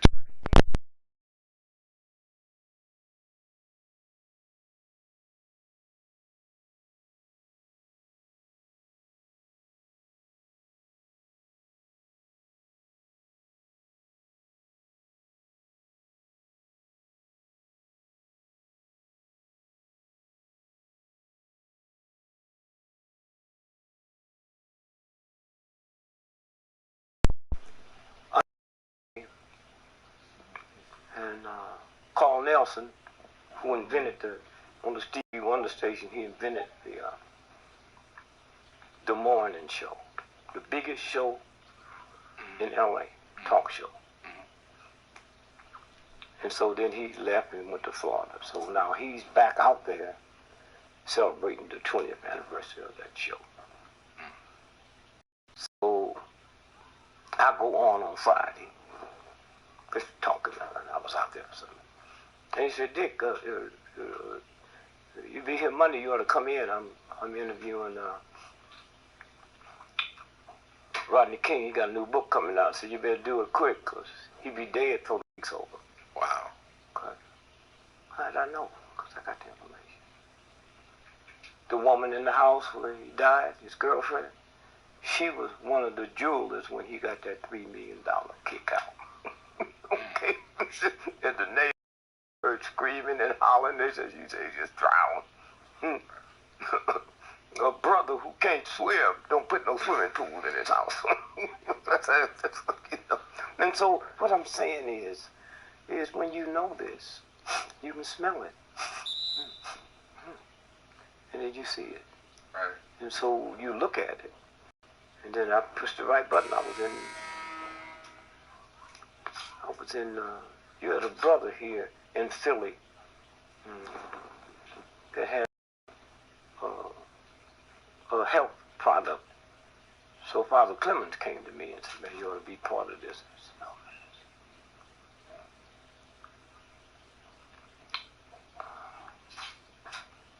man. Nothing ain't. They heal anything. Right. So when the sniper was out there in D.C., he's one of the brother from Philly that was killed. Yeah. Oh, yeah. He just went. Ken. Huh? Ken. Bridges. Ken Bridges, yes. He just went to North Carolina to talk to the black hair product guy. Yeah, he had a group. Yeah. I have to name that group, but Ken Bridges. And so. Mai Tai. Yeah, Mai Tai. So he got $100 million bridge loan. And he was going to buy 85%. 85% of she was in British Columbia, Guyana. Okay. Pow, that's when he put the hit on him. Because if you look at that route, he came back, not the route you come back to Philly from North Carolina. You see it. Then you look at the guy, you remember the head of that whole investigation of the sniper? Was a black sheriff. Moose. Yes. In D.C. Yeah. No, outside. Montgomery County. So they made the hit in Montgomery County so he could take over the whole thing. Moose. And then they eventually, John Muhammad. Him and John Muhammad was in the same National Guard unit in Portland, Oregon. Now, the reason that's important, that many Negroes in Portland, Oregon, how could you forget that? Huh? See how it works? And he was the one telling the FBI agency, just look for a white man. Everything you heard, every witness said it was a white man and a white pickup truck. They investigated 2 black folks in a raggedy car that sleep on a parking lot after they bought them some Church's chicken. They kidnapped both of them 6 months before and put them in a warehouse and let them go. We ain't heard none of them talk. None of them talk. So this is the game. When you look at the September the 11th, we're the only country that when we give you the date, we give you October the 12th, September. And so why they come up with 911? That's the emergency call. So anytime you say it, you tell your brain to be scared. That's where they are. That's how close, how much research they've done, right? So I'm in New York, September the 10th, September 11th. So I've called my wife. I said, well, you got me sleeping tonight. She said, you're not. Your friend called from Paris and said, don't spend the night in New York tonight. Wow. I get on a train, go to D.C. I get there at 4 o'clock. I call the dude in Paris. How you know I was in New York? Pumped. Said, we picked you up on the satellite, brother. So then I go walk, and I come back, and the other one then went down. I called back. He said, you owe me one. See, this is how it works. It's a club. Yeah. Huh? Y'all go places, y'all see stuff, and you know when it's been spliced, and when it's not spliced, you know it's been tampered with. I do the same thing with the whole human thing. I've been out here so long and had the money to bring in the top people. I need you to look at this. Look at this. I had Steve Jack. I said, I need you to find me the #1 authority on breast milk. I said, around look for shit to do, man. Because I had the money. #1 authority on breast milk. So he comes back and he said, it's 2 people. Out the university, both of them's equal. I said, well, $2 million a piece. He said, and when you know they men, it work. The #1 authority on breast milk is a man. So I bring him in, take him to a black hospital, Flint Goodrich, down in New Orleans. So they keep saying to me, why are you giving us this money to do this? What you looking for? I said, I don't know if I was looking for it. I wouldn't have you here. I don't know what I'm looking for. You think I'm that stupid? I'll pay you this money to find something that I know? What I found out, man, was mind-boggling. You got a child. Yes. When your wife would be nursing the baby, the other breast would leak. It's not milk. It's all impurities. If she smoked, it's nicotine. If she drank, there's alcohol. If she work in a place where people smoke, all the chemicals that's in the food, that leaks out so the baby can't get it. So we going every day to that, what you looking for? So I didn't know. So as they was leaving, I said, here's what I'm looking for. My mother's mother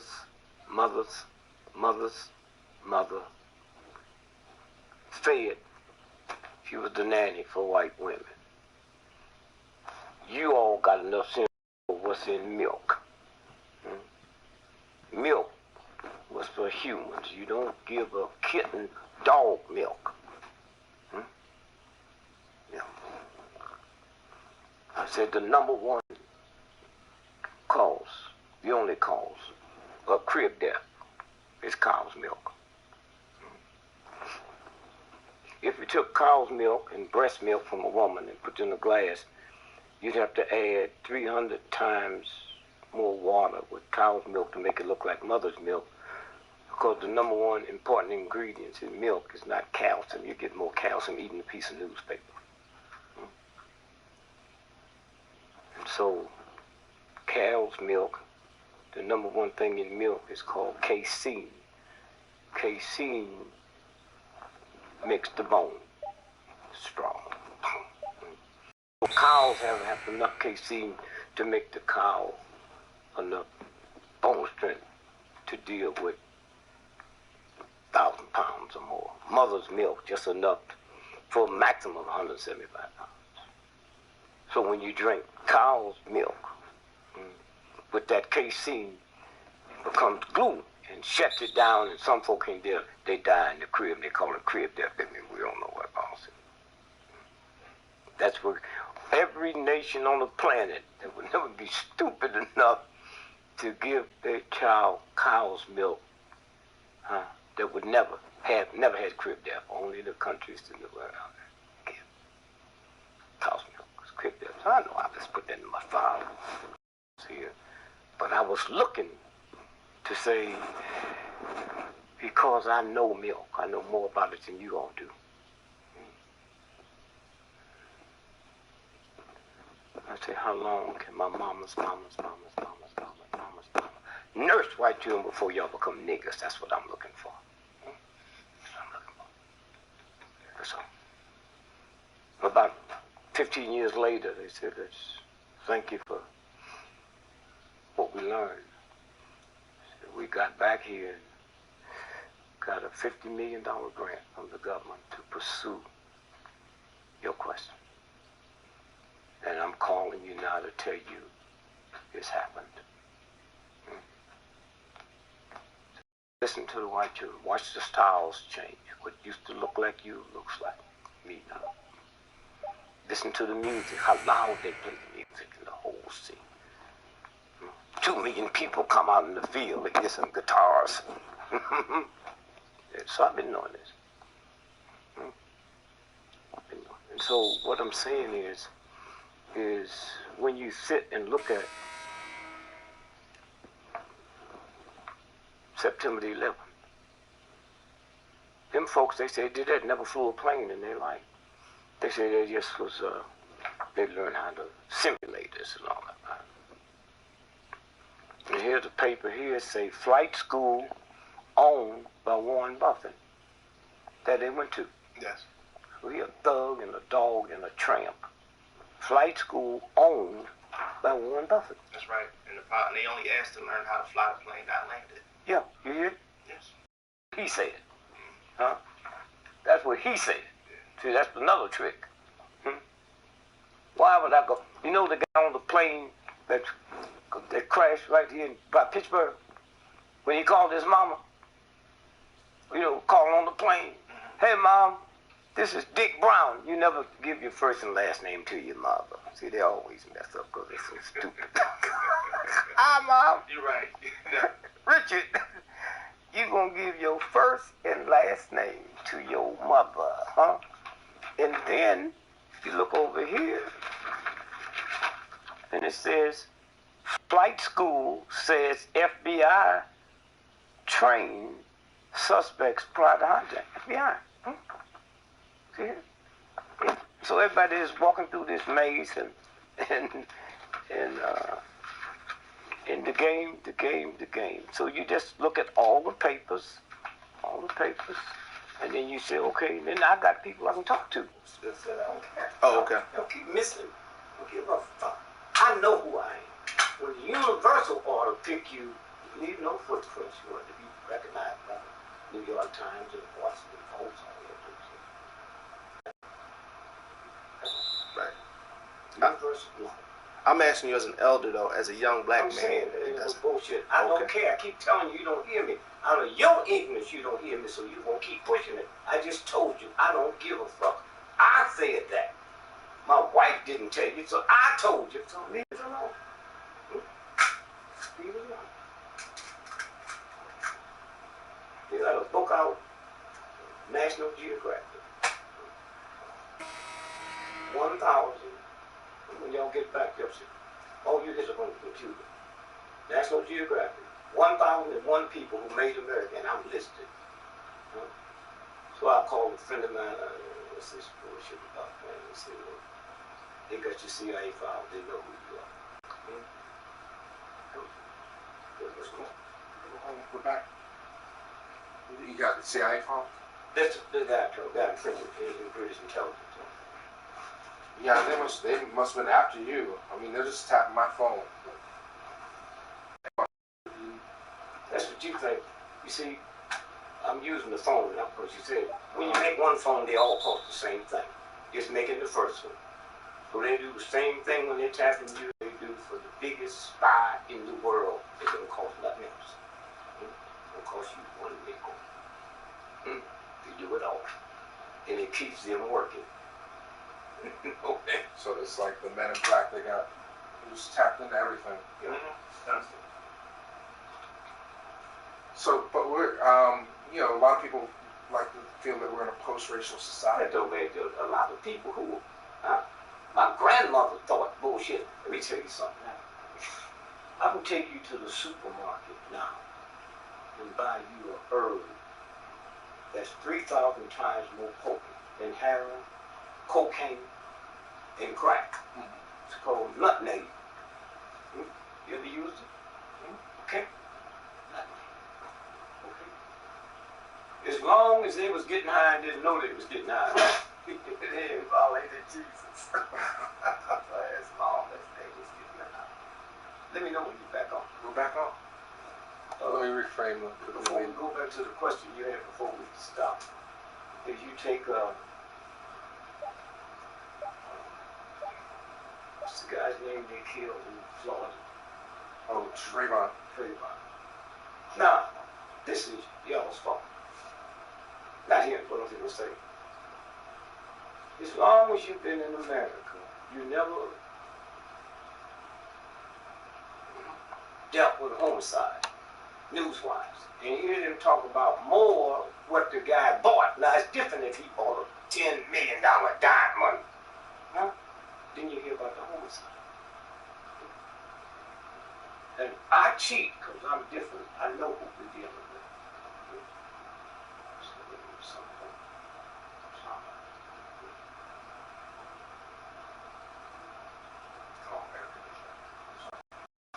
We jump to this to the road. All right, I'll make this wider because I know it's your close. So, let's go back to Trayvon. Hoodies. More white folk wear hoodies than black folks. Go on college campus. The girls wearing, boys wearing. So I went out and bought me one. So they said he went to the 7-Eleven. All 7-Elevens have film. How come we never saw a film of him going in there or coming out? And not till I mentioned it, I'm one of the most powerful voices because social network didn't get me for free. So then they showed us some bullshit of him standing at the counter. Come on, y'all. They told us that he was looking, that Sunday was the Sunday of the All-Star basketball. So that he was looking at the All-Star We play game. fast, we play furious. And doing halftime. Somebody said we play too fast, too furious. You know what I mean? Well, we all do Like the movie? Yeah, you get it. Ham and cheese sandwich. Call somebody. Nobody better not call you while the Super Bowl is going on. But the minute it go into a commercial, so I said, okay, Ralph, I need you to do something for me. I need the time that he was killed. Hey. There he is. You've had quite the eventful rookie season, haven't you, MP? Yeah. We had our ups and downs. I gotta say, through it all, we've been really impressed with how you've been handling yourself. Appreciate You've been a team player. And that attitude, That's combined what I'm with your looking exemplary at. play, has Because us I know who they are. convinced you'd be perfect as the next team captain. You've earned this. We came to this decision as a group. This doesn't come from Harvey. It doesn't come from me. It comes from everyone. Wait, even coach? You think we go rogue? He said he'd be here, but he's got a family thing. Yo, man, look. Yo, I'm honored. I don't know what to say, man. You don't have to say anything. You've already said enough with your conduct on the court this season. We're really proud of you, MP. I appreciate it, guys. Look, thank you. Thank you.